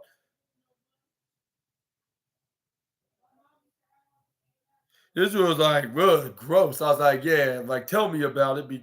It's what that's what Ariana Grace. I was like, what was Joe Gacy's reason of doing that? Like, which it didn't make no sense because that made no sense because what he needs a ring bell for, even though he needs a ring on his bell to be in the realization that he's not in the normal state. This is where we got a this is where the match still continued despite not having a ring bell. This is where she put her in this is where Grace put her in an arm drag headlock. This is where Carmen Petrovich was trying to get out of it, which there was a slowly but surely process. But it is where Grace was talking trash onto to Carmen Petrovich like that. Like, oh, you're trying to get out? Like, that's too bad. Like, you can't escape unless you surrender this match. This is where she knees her right to the midsection. This is where she tried to go for a body slam. This is where Carmen Petrovich rolls out of it, pushes her right through the right side corner. Like, this is where she runs right through the right side ropes. This is where Carmen Petrovich goes for the striking right forearms like 2 times in a row. This is where she put her leg up and kick her right into her face and her neck and throat onto Ariana Grace. Kick and slide tosses the slide toss her right in the middle of the canvas. This is where Petrovich goes for a spin, for that spinning katana kick like Hikaru Shida would do to her opponents on AEW, right onto Ariana Grace's back. This is where Carmen Petrovich was so close. Yeah, Birdie Bird. This is where Carmen Petrovich Irish whips Ariana Grace right from the right side ropes to the left side. This is where he goes for a side roundhouse kick. I know you. I look like a Jewish young man, a young Jewish man, yeah. Mm-hmm. It looks like their little hats. I cannot think of the name right now. I know the name, but I cannot think about it right now. But you also look like a young Jewish boy yourself. But anyways, back to the match. This is where Carmen Petrovich got to go for a pin, but she only got a 2.999. This is where Carmen's like, okay, what match to do? What else to do now? This is where she grabs on the Ariana Grace's head. This is where she poked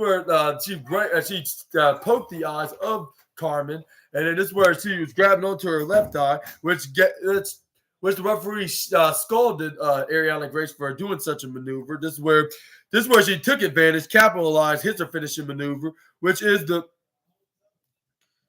hitting the Graceland, I guess, like Wasteland and her last name Grace, which is the Graceland, like Graceland, right? Slamming her right onto the back first into the canvas, got the 1, 2, 3, and then they didn't know what to do, so they have their ring announcer Alicia Taylor announce the winner of the match, saying like the winner of this match.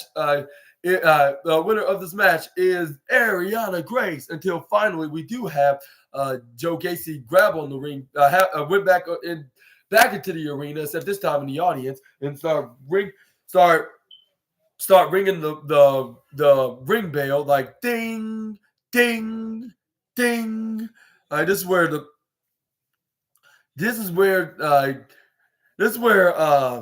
referee was like, or this. I mean, this is where they was doing it in a horrible way, like they ding, ding, ding, ding, ding, ding, ding, and this is where Ariana Grande's like, really, like, why are you doing this right now? I was like, and I was thinking, like, what is up with the NXT wrestlers being obsessed with the ring bell tonight? First Roxanne Perez, now Joe Gacy. What is it? National Wrestling Ring Bell Day? Because why are they messing with the ring bell tonight? Like, I just don't get it. But this is where we got a backstage interview with Wesley. This is where what's her name? Mackenzie Mitchell's like, you're moments away of becoming number one contenders for the NXT North American Champion match. Like you're gonna get three most decorated and former NXT North American champions in their ways, and then in history. Wesley was like, yeah, you're right. The match is gonna be a big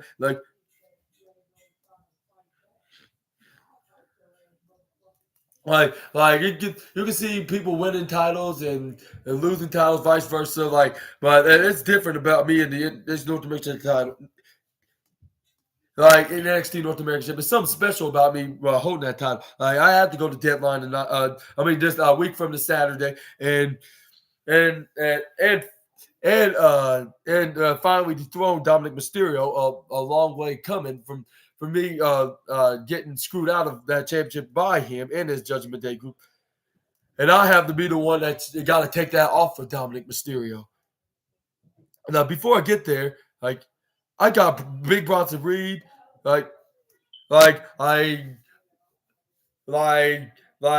hit like a butterfly, he hits like a truck. And then I have Cameron Grimes, like always having like I always the greatest guy to step foot in the square circle, or the what's that the we got Cameron. Or what's that? Like what was that? He's like he flies like a butterfly and hits like a truck. I apologize for saying that. He said flies like a butterfly, hits like a truck, and then we got Cameron Grimes. Always have a trick up his sleeves, like no matter what. And then we also have the greatest, the step foot in the ring of all times, Johnny Gargano himself. And he's like, yeah, the odds are very standing against me. But I'm gonna make sure I'm not gonna give up until the very end, until I get my opportunity and become the new and get my opportunity and become the new NXT North American Championship once again. And then this is where Mackenzie Mitchell says like, but what if you don't win tonight? Well, you won't be able to challenge the NXT North American Championship ever again. And this is where Wesley was like, well, like Mackenzie Mitchell, like I don't need no luck. Like, I'm not gonna try to think about that right now. And this is where Mackenzie Mitchell wish Wesley good luck. And this is where he's like, I don't need no luck, Kenzie. Like I just need my best and motivation. And this is where he high fives Mackenzie Mitchell. Like he was like, and this is where she's like, I hear that. And this is where we do have the number one. This is where we have Alexis King against Brooks Jensen, which Brooks Jensen looked like he was about to win. Like he was getting the offense like in the first half of the night, like of the match, and he was like hitting right hands, beat, stomp, stomp, stomp. Make sure he got out of the ring, and this is where he started hitting right hands repeatedly onto Alexis King. This is where he tried to redo the count out so they both won't get count out into a draw. This is where Brooks Jensen goes right on the top rope, hits a diving crossbody off the mid or top rope off the lower left corner, and this is where he was sitting down right onto the upper left corner of Barry Barricade, the former Bears, sitting on the grave. I hope that's a tribute to Bears and not a sign of disrespect. But he was handshaking. I believe it was a tribute to Barry. Let's hope so. But this is where he started celebrating. This is where he continued to fight. And in the around the ringside area until they got back in the ring, until Alexis King got got the advantage. This is where he hits a clothesline, a spinning back fist. This is where he ducks Irish whips him right through the left side of the ropes. This is where he hits a duck down and then a duck down bow, and then this is where Brooks Jensen hits a reversing running cutter right onto the former varsity blonde, I should say. This is where he tried to get back in the match. This is where Alexis King caught him and counters him, hits him with a striking maneuver, try to go for a pin. This is where he kicks out at 2.999, 0.1 away from being 3. This is where he started elbow striking the shoulder of Brooks Jensen on his left shoulder and bend his arm back like right to the side. This is where he bent his arm right onto his left knee. This is where he got him in the camel clutch. This is where Brooks Jensen was trying to get back into the match. This is where he trying to get him right off of him, which it was a slowly but surely process of getting out of the maneuver.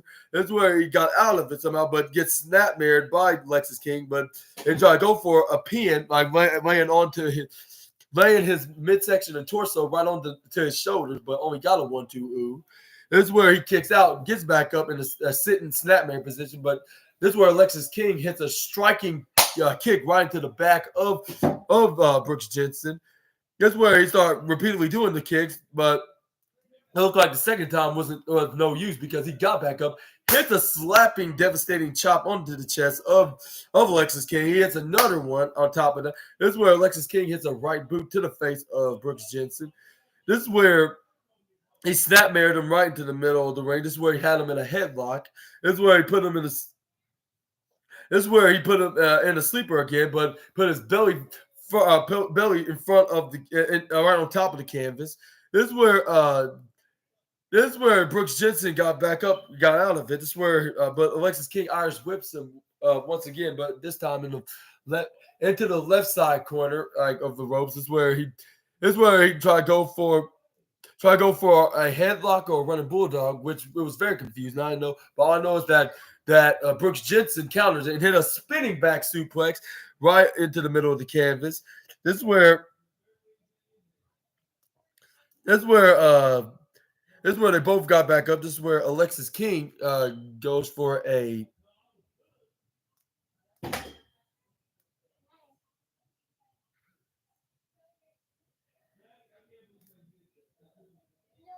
This is where Brooks Jensen hit the gut buster, hit a super kick with his left leg afterwards, making him bend his head back, and same with bend his head and back like and his legs with him bending like this, oh my God, it feels like worse than kryptonite.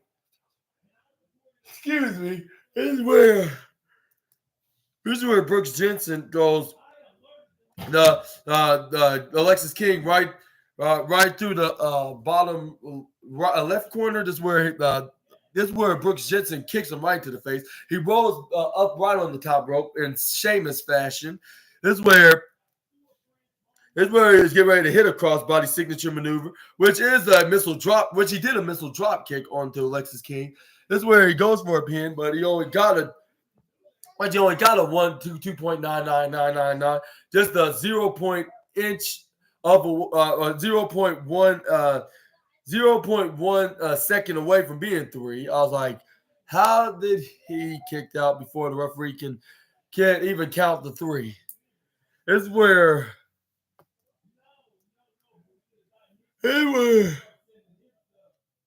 Alexis King tried to run an attack Josh Briggs, charge at Josh Briggs, more like you used a perfect term to describe what he was doing. This is where he gets body dropped by Brooks Jensen. It looked like Brooks Jensen could have him in the bag, but this is where Carmelo Hayes couldn't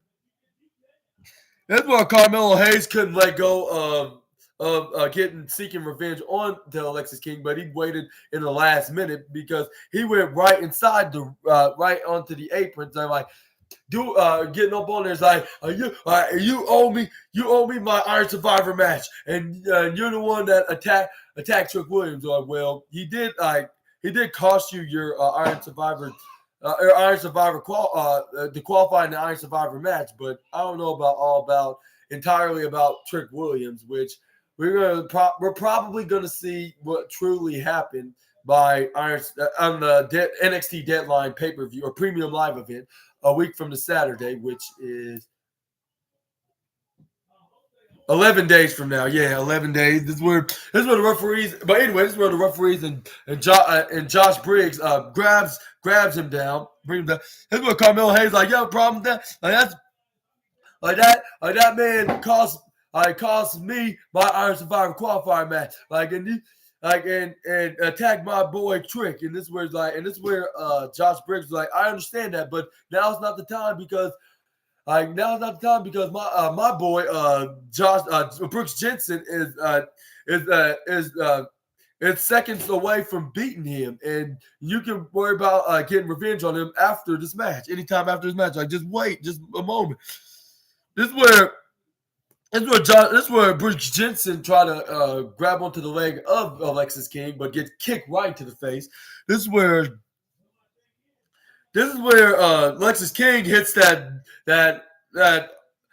arm twisting, swinging neck breaker maneuver, which is his finishing maneuver. Got the 1, 2, 3, and Carmelo Hayes accidentally cost Josh Briggs the match for distracting him, trying to get some revenge at the wrong time. This is where Carmelo Hayes still wouldn't quit because he was like trying to get in the ring and try to beat the hell out of Alexis King for what he did last week when he had his match against the same guy that trying to help the referees calm him down, which is Josh Briggs, which I reviewed back last week. Make sure y'all check that out.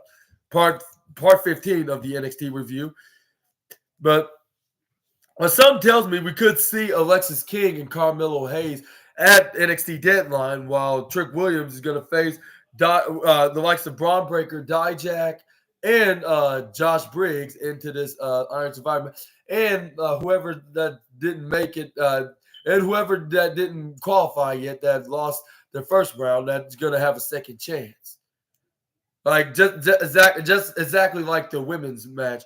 Who think's gonna get a second chance? Who lost the match? Which I believe it's gonna be Eddie Thorpe.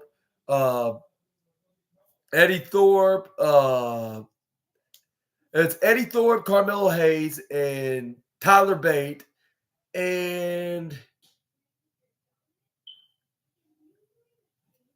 who was it? It was another guy. That's who Trick Williams beat.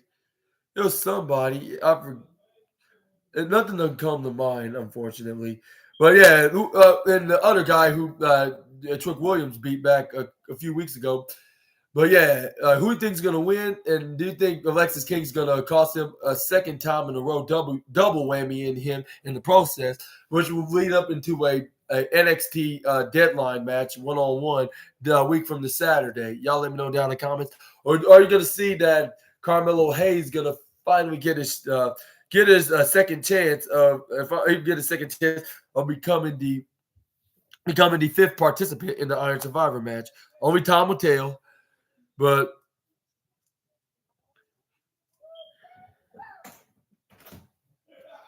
let's move on to the next match, which is Wes Lee taking on Big Bronson Reed, Johnny Gargano, and Cameron Grimes.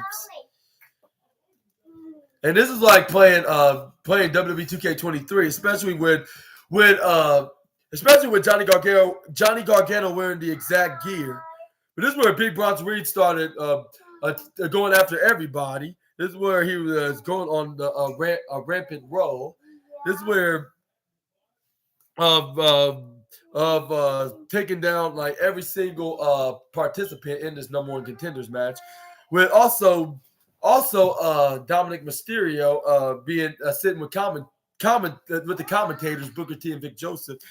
This is where Big Bronson Reed hit a standing suplex right on to Johnny Gargano. like for like 20 seconds straight until Johnny Gargano started kneeing him right to the head, but nothing was not budging on Big Bronson Reed. And he just slammed him back first right onto the ring canvas. This is where Johnny Gargano got back in his feet, intercepts from Big Bronson Reed. After he lured him to his trap onto the upper Blue Ninja, really? Anyways, where was I? I know he got a sword. I see that, but Uncle SNA gotta finish doing his podcast. I see it. Yeah, he did it. Yeah. Anyway, this is where he lured him to the trap. He hit face first right into the turbo when Johnny Gargano moved out of the way when he tried to charge at Johnny Wrestling. This is where I might know when you try you. I'm just recapping NXT tonight. But anyways, and this is where he started putting his knees down and he was in a I would say what's that like in a what's that like. And he was like, he had his knees down, his head like with that, like when you're down like on your knees, like he like to be like a little stepping stool for both Cameron Grimes and Wesley, with them using them as a stepping like a little jumping step, like if it's like if you're about to hit poetry in motion, like which is Cameron Grimes is. Cameron Grimes' idol, Jeff Hardy, of course. They hit their moves like hitting with Cameron Grimes hitting a stepping stool forearm right into the face of Big Bronson Reed. While Wesley did the same stepping stool, step into like an instant kick. I see it, but this is where both Johnny Gargano and Cameron Grimes hit the double. I see. I see that, yeah. Mm-hmm. Yeah, I see that. Anyways, just like Super Ninja Austin. Anyway, this is where they threw Cameron Grimes and Johnny Gargano both threw Wesley right into Big Bronson Reed, which he drop kicked Big Bronson Reed out of there. This is where all three men were still in the ring. This is where they started. They're like, yes, like now it's only just the three of us now. We don't have to worry about the big man, Tsunami, and anybody anytime soon. This is where the fans start chanting NXT, like NXT. This is where Wesley's like, well, it's just the three of us now. This is where Cameron Grimes tried to go for a clothesline when he was running towards him. This is where Wesley tried to go for some kind of a back to belly maneuver. This is where he puts him right onto the top corner ropes. This is where he went up to Johnny Gargano, where he Irish whipped him right into Cameron Grimes. Cameron Grimes hits a shoulder tackle right into him. This is where he runs right through the left side of the ropes, and then with Johnny Gargano ducking dodging. This is where he runs right. Ducking dodge. This is where he runs right from the right side ropes. This is where Wesley hits a leapfrog right onto dodging him in the process. This is where they hit a double drop kick on the Cameron Grimes, like you sent him out of the ring as well. And this is where Wesley was looking at Johnny Gargano and vice versa back from Gargano. They're like it's just you and me now, like. And this is where they went face to face. This is where. It's like made a better man win and earn himself an opportunity against Dom. This is where Johnny Gargano's like, yeah, I like the sound of that. And he's like, I would like to hear that. This is where they shook hands. It was like, yeah, like something that fans would love to see, whether it's the main roster or NXT, which they put on a clinic themselves into some good old fashioned wrestling, like going for a grapple. This is where Wesley put Johnny Gargano on the back to belly. They did try to go for a back elbow strike, but this is where Wesley ducks out of the way. This is where Wesley hits a try to go for a sliding super kick, but Johnny Gargano ducks out of the way. This is where fans start chanting Wesley. And I was doing the same thing. I was like, yes, please win this match and shut up Dominic Mysterio for good. And also I was like, even if he didn't win this match, like. I was thinking, like, even if he doesn't win this match, I would say this is still the match of the night. I'll say, like, hands down. Like, I would say 4 stars alone. Like, but anyway, this is where Johnny Gargano ducks out. This is where he try to go for a rolling schoolboy, rolls up, try to go for a kick, but this is where Wesley dodges the bullet. This is where he hits the missile drop, middle. I say more like a middle frontward drop kick right onto Johnny Gargano, right to his face. This is where. Let's see.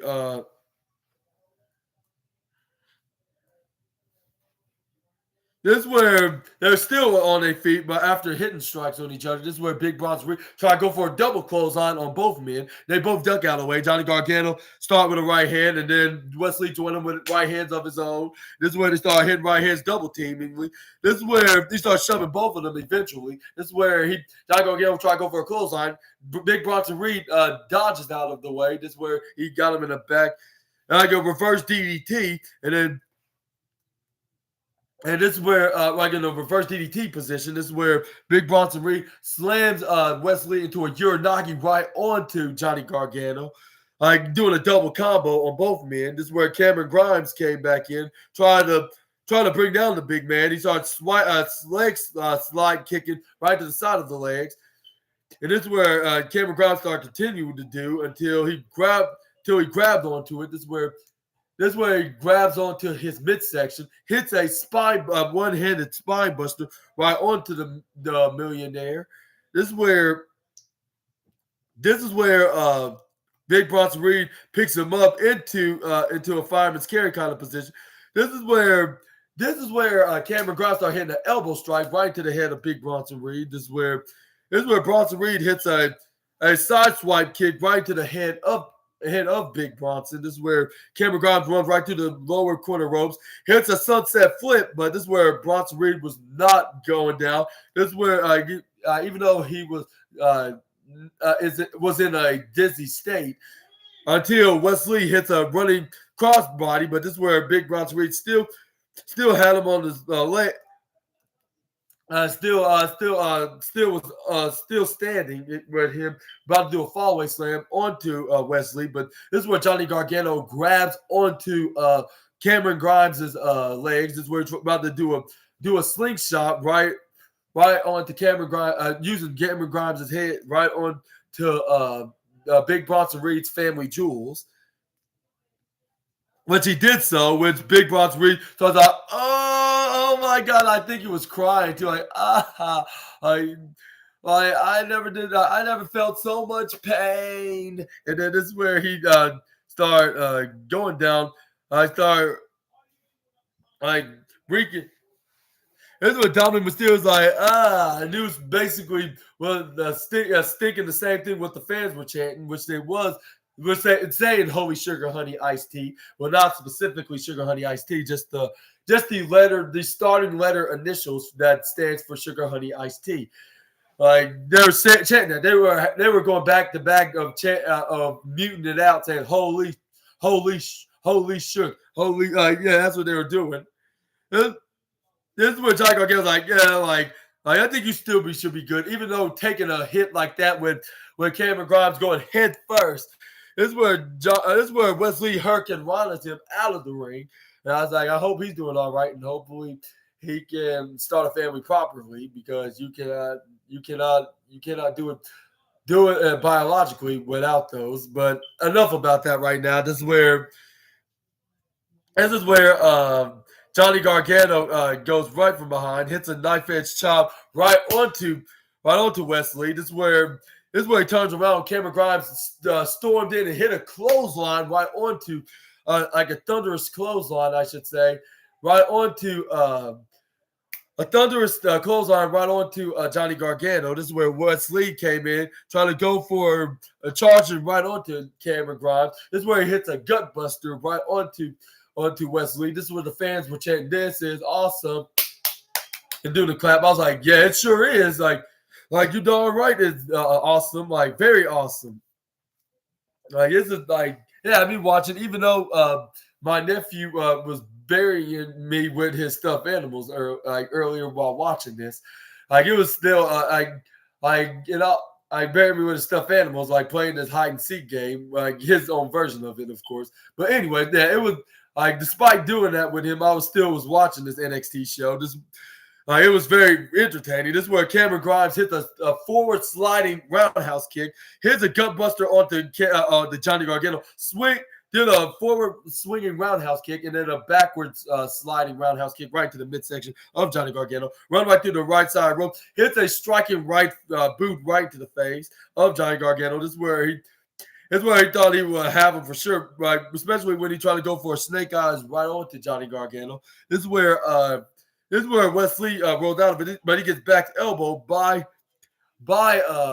Cameron Grimes. This is where he does a double hurricane rana onto both, grabbing both Gargano and Wesley's head in the process by double hurricane rana, flipping them over, and with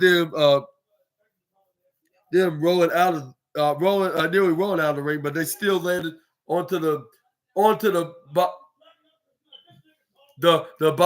bottom corner ropes. This is where Cameron Grimes is like you're next, and like that, and you too, Johnny Gargano. He hits clotheslines respectively on, like with Wesley in the lower right corner, and the upper left corner is Johnny Gargano. Well, Johnny Gargano moved out of the way, like, and he tried to go for a charging splash right onto Wesley, but he dodges out of the way right on time. Go to Cameron Grimes, but this is where he missed him by an inch, like with him ducking out. This is where he tried to go right to Johnny Gargano, but this is where he ducked out of the way. This is where they start doing a pattern of like if it was the Three Stooges that was wrestling inside the ring, of them dodging each other's moves like repeatedly. This is where when Wesley dodges the last time with Johnny Gargano on the upper left corner, this is where he tried to go for a spear right onto Cameron Grimes, but he leapfrog dodges out of the way, and this is where Wesley goes right through the lower right bottom ropes onto the outside, onto the lower right corner of the ringside area, suicide diving Bronson Reed in the process.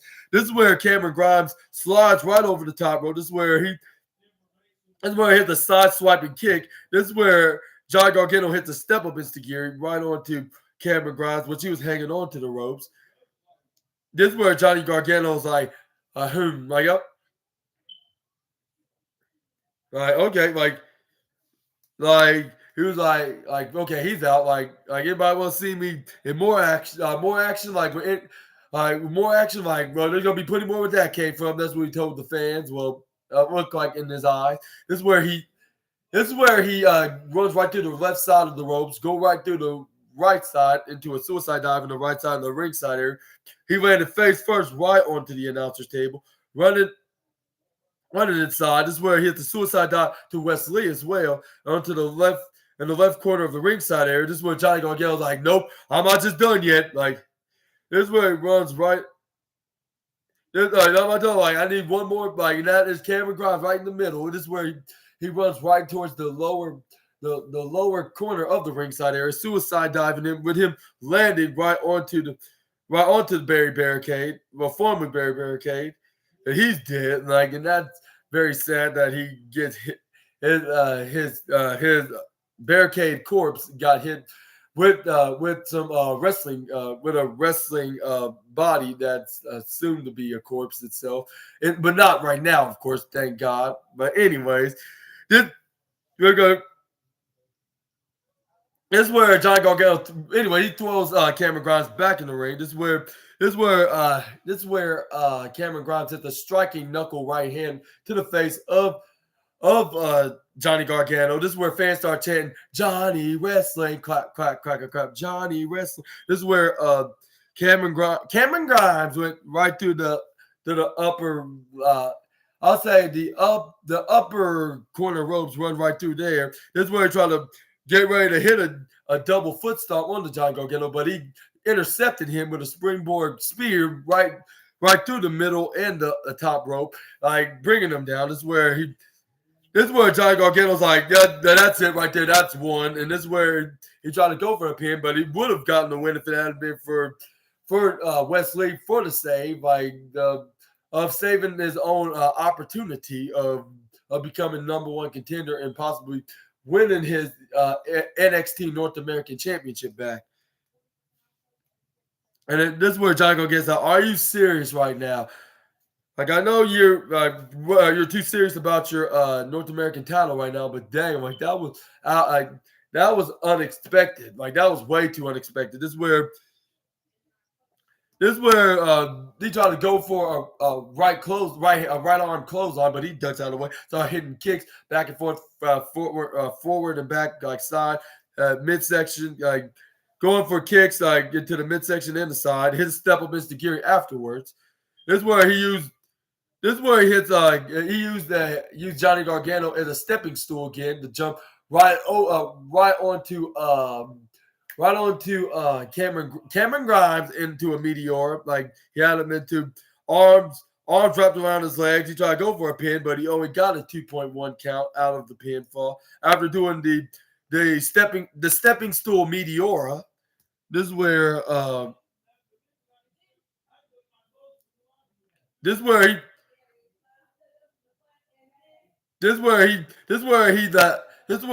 Wesley goes on the middle ropes onto the right onto the mid ropes, like when Big Bronson Reed got in. This is where he tried to go for a meteor on him, but he grabs onto his legs. This is where Big Bronson Reed picks him up in midair. This is where he hits my signature move, which is actually the Death Valley Driver. Death Valley Driver, which is known as the most dominating move in all of professional wrestling / sports entertainment.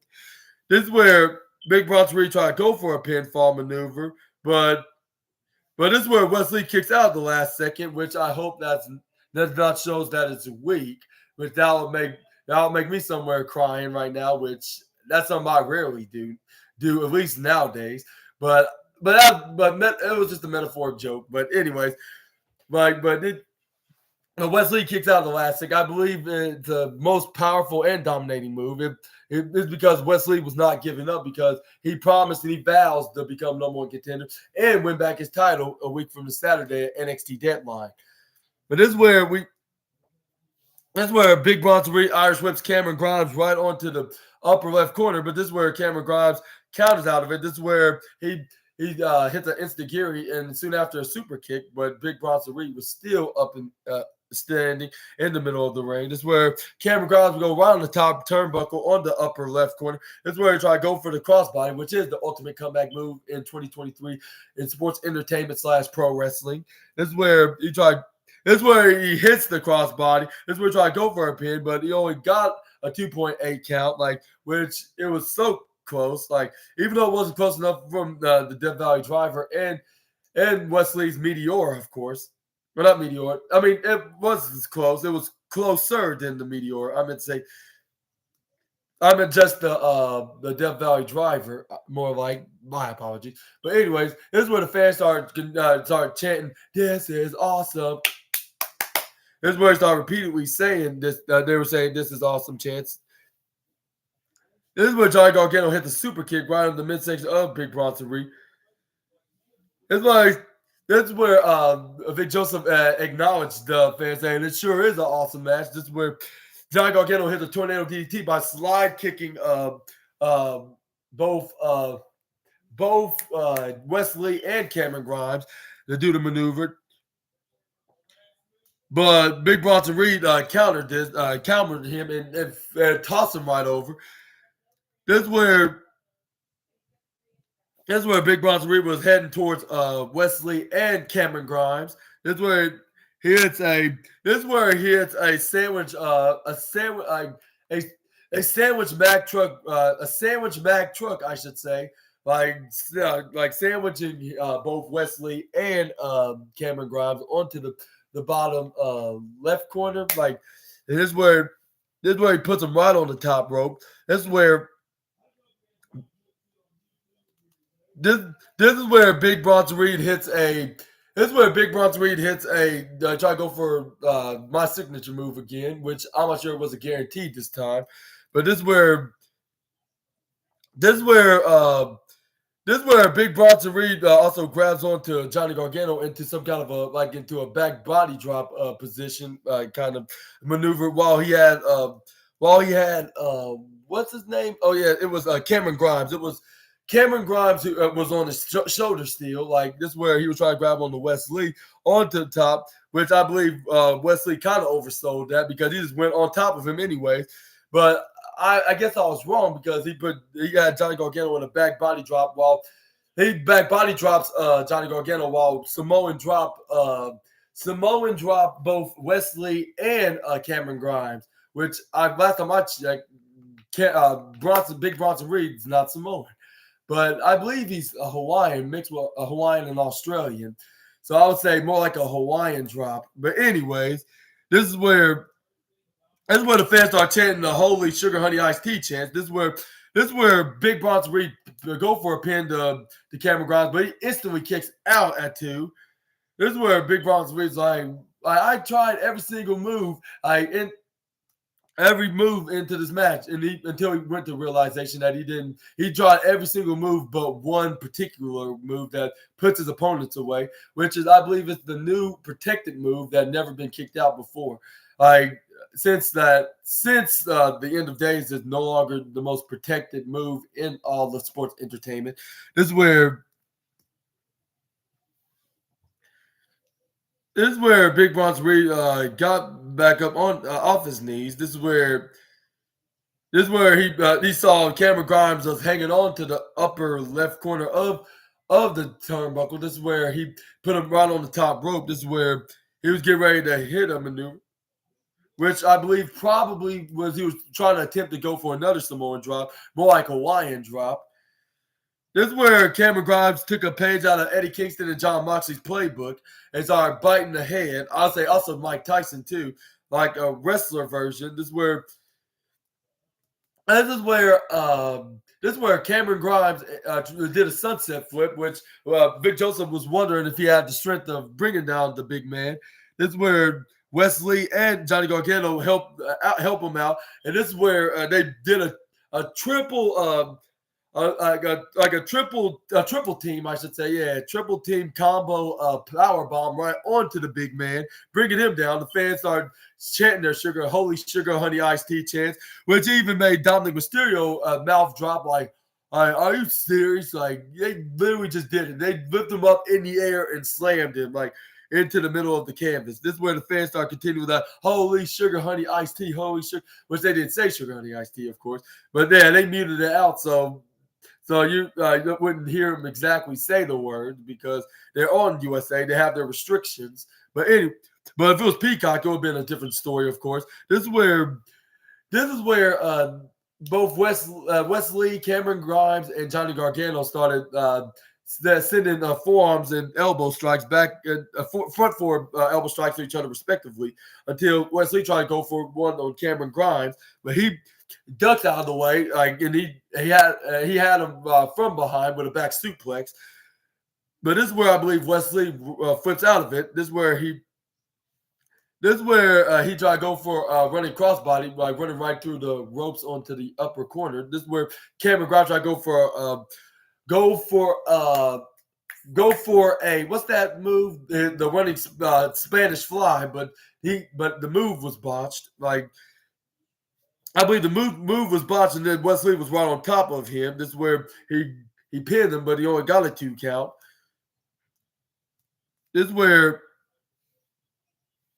he tried to go for a run. I believe to fix their mistakes because Cameron Grimes hits it was a guarantee this time. Like, regardless, hitting a running, like a running standing Spanish fly, like doing the backflip, slamming them while both men were flipped up over like 8 feet in the air, or maybe I'm probably exaggerating. Perhaps I would say 7 feet in the air. This is where Cameron Grimes was trying to hit the double foot stomp, a move that he was trying to do since this match started. But this is where Johnny Gargano hits a running step-up instigiri. This is where he goes for a super kick right onto Cameron Grimes. This is where he hits a striking forearm right into the face of Johnny Gargano. This is where he landed right onto the right side ropes. This is where he gets a double foot stomp. But this is where This is where he got back up. Johnny Gargano hits a flying head scissors and face buster maneuver right into the canvas. This is where he got him into the Gargano crossface lock, and this is where Cameron Grimes nearly had. I mean, this is where he nearly had Cameron Grimes tapped out. But if it hadn't been for this is where it had been for Wes Lee to come in for the save. Hits a diving somersault corkscrew, but this is where he tried to go for a pin on both men until Big Bronson Reed got back in the match. Hit a power bomb right onto the lower right corner turnbuckles into a buckle bomb. Of course, that's what I should have said in the first place. This is where Big Bronson Reed hits a running senton right onto Johnny Gargano, thinking he's going to win again, except this time it's a number one contenders match. But anyway, this is where he did the same with Cameron Grimes. This is where Big Bronson Reed saw Wes Lee, and he was like, should I bother to do him?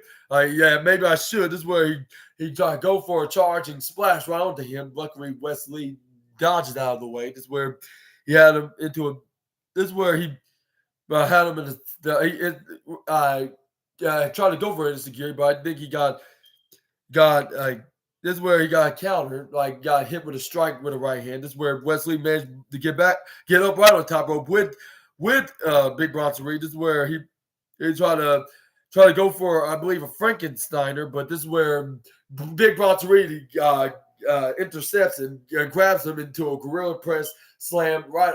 Oh, like at least 20 feet in the air, toss him right onto both Johnny Gargano and Cameron Grimes. And this is where he was trying to get ready to do the tsunami, but this time right on into the upper right corner. But I think that's sometimes a good luck or a bad luck. Like, it depends on what time it is, like when he does the tsunami. Like, which is a good / bad luck corner, which is the upper right corner of the turnbuckle. I don't know. Every time Big Bronson Reed does try to go up on that top rope, he either successfully hits the tsunami or there's some outside interference going on that cost him that cost and prevents him from even doing the tsunami, and also. It cost him the match and prevents him from doing the tsunami, and then brings him down out of the top rope. This is where he start hitting him with right hands, and this is where Big Bronson Reed was distracted. He started hitting right hands back to him, hit a headbutt off the apron. This is where he hits a diving shoulder tackle. He was too busy brawling with Ivar. I was like, how he made a trip to go down to the WC or the CWC, the Capital Wrestling Center, for Big Bronson Reed. I know it's Bronson Reed, and he still has some history with the former NXT North American champion, but dang, he really had to go that far to interfere in this match. But this is where Ivar rammed him right onto the upper left corner of Barricade, and this is where Big Bronson Reed started hitting right hands back to him. They start continuing to hit right hands back and forth to one another. This is where Wes Lee pushes Cameron Grimes right through. Pushes Johnny Gargano right through Cameron Grimes. Hit the heads quick into each other, double headbutts, hitting one another, to throw both of them each other off to get the easy win. Since now he had Ivar to help him out of distracting what's his name, Ivar, even though he didn't ask him to. It's because he has some issues with him because of him being in a feud with him, obviously on Monday Night Raw, of course. But anyway, this is where he goes for the surprise roll up onto Johnny Gargano with Cameron Grimes hanging on to the left corner ropes. This is where the referee count to 1, the referee count to 2, but kicks out. He kicks out instantly, after the 2. This is where he kicks right back up. This is where he hits this crucifix slam right onto Cameron Grimes, but he only got when he tried to go for the pin, he only got a 2 count onto him as well. This is where Johnny Gargano hits that rolling kick, which is, I believe, his signature move, or that's just like a comeback move. I think it's a comeback move. This is where Cameron Grimes hit the swinging that swinging roundhouse kick right into the head of Johnny Gargano. This is where he tried to go for a running foot stomp, but it wasn't a guarantee. Like, this is where he hits a super kick right into the face. This is where he tried to run right onto the right to the right corner ropes. This is where he runs to try to go for an attack, but this is where Cameron Grimes hit a double foot stomp because it was a guaranteed, of course, because it was the second attempt. This is where, but as soon after, Wesley hits the cardiac kid right onto his face, like out of nowhere, like if it was an RKO, like out of nowhere. But it was like a backflip cartwheel kick, like that he usually do, which he called the cardiac kick. Got the 1, 2, 3. Finally did it and proved all the critics wrong, including Dominic Mysterio. And he will face him a week from the Saturday for the NXT North American Championship at WWE's NXT Deadline pay-per-view premium live event. And this is where Wesley had the mad dog face, like, yeah, I finally got it, and I am going to go after you to get my title back, which he did win the match, and that's how NXT ended, and with a very entertaining match. Like, by the way, yeah, it was really good, and I would say it was number one match of the night, and by alone, I'll say it gets 4 stars by itself, if not 4.5 or 5. But I would say 4.5 perhaps, because 5 is when it's absolutely perfect. But I'll say this was a really great and very interesting show of NXT. Like the NXT the week before the go home show, which will be next week, which we will have the second chance of the qualifiers that lost their first qualifying match be in the 4-way match to see who's going to be the 5th participant in the Iron Survivor match at NXT Deadline, and who you think's going to win. Y'all give me y'all's answers in the comments below. Which this was the number one match of the night. Second match goes to definitely Ilya Dragunov and Nathan Frazer. They delivered as well. Like they put on a great match. Like Nathan Frazer showed that he could be the upcoming number one contender, but Ilya Dragunov showed that he's nothing to play games with, and he will beat Baron Corbin and show that he's a better man when it comes to stepping in the ropes. Like, yeah, he may be living a better life in luxury and be more richer than he is, but that's because he's been in the industry more longer than he has, and he's been collecting a paycheck like every single event, of course, yeah. So that's why he's living in a mansion, and he have a decade of experience more than Ilya Dragunov does, or at least half a decade. But I'll say, yeah, at least half a decade. I'll say, let me rephrase that. I'm gonna correct myself when I'm wrong.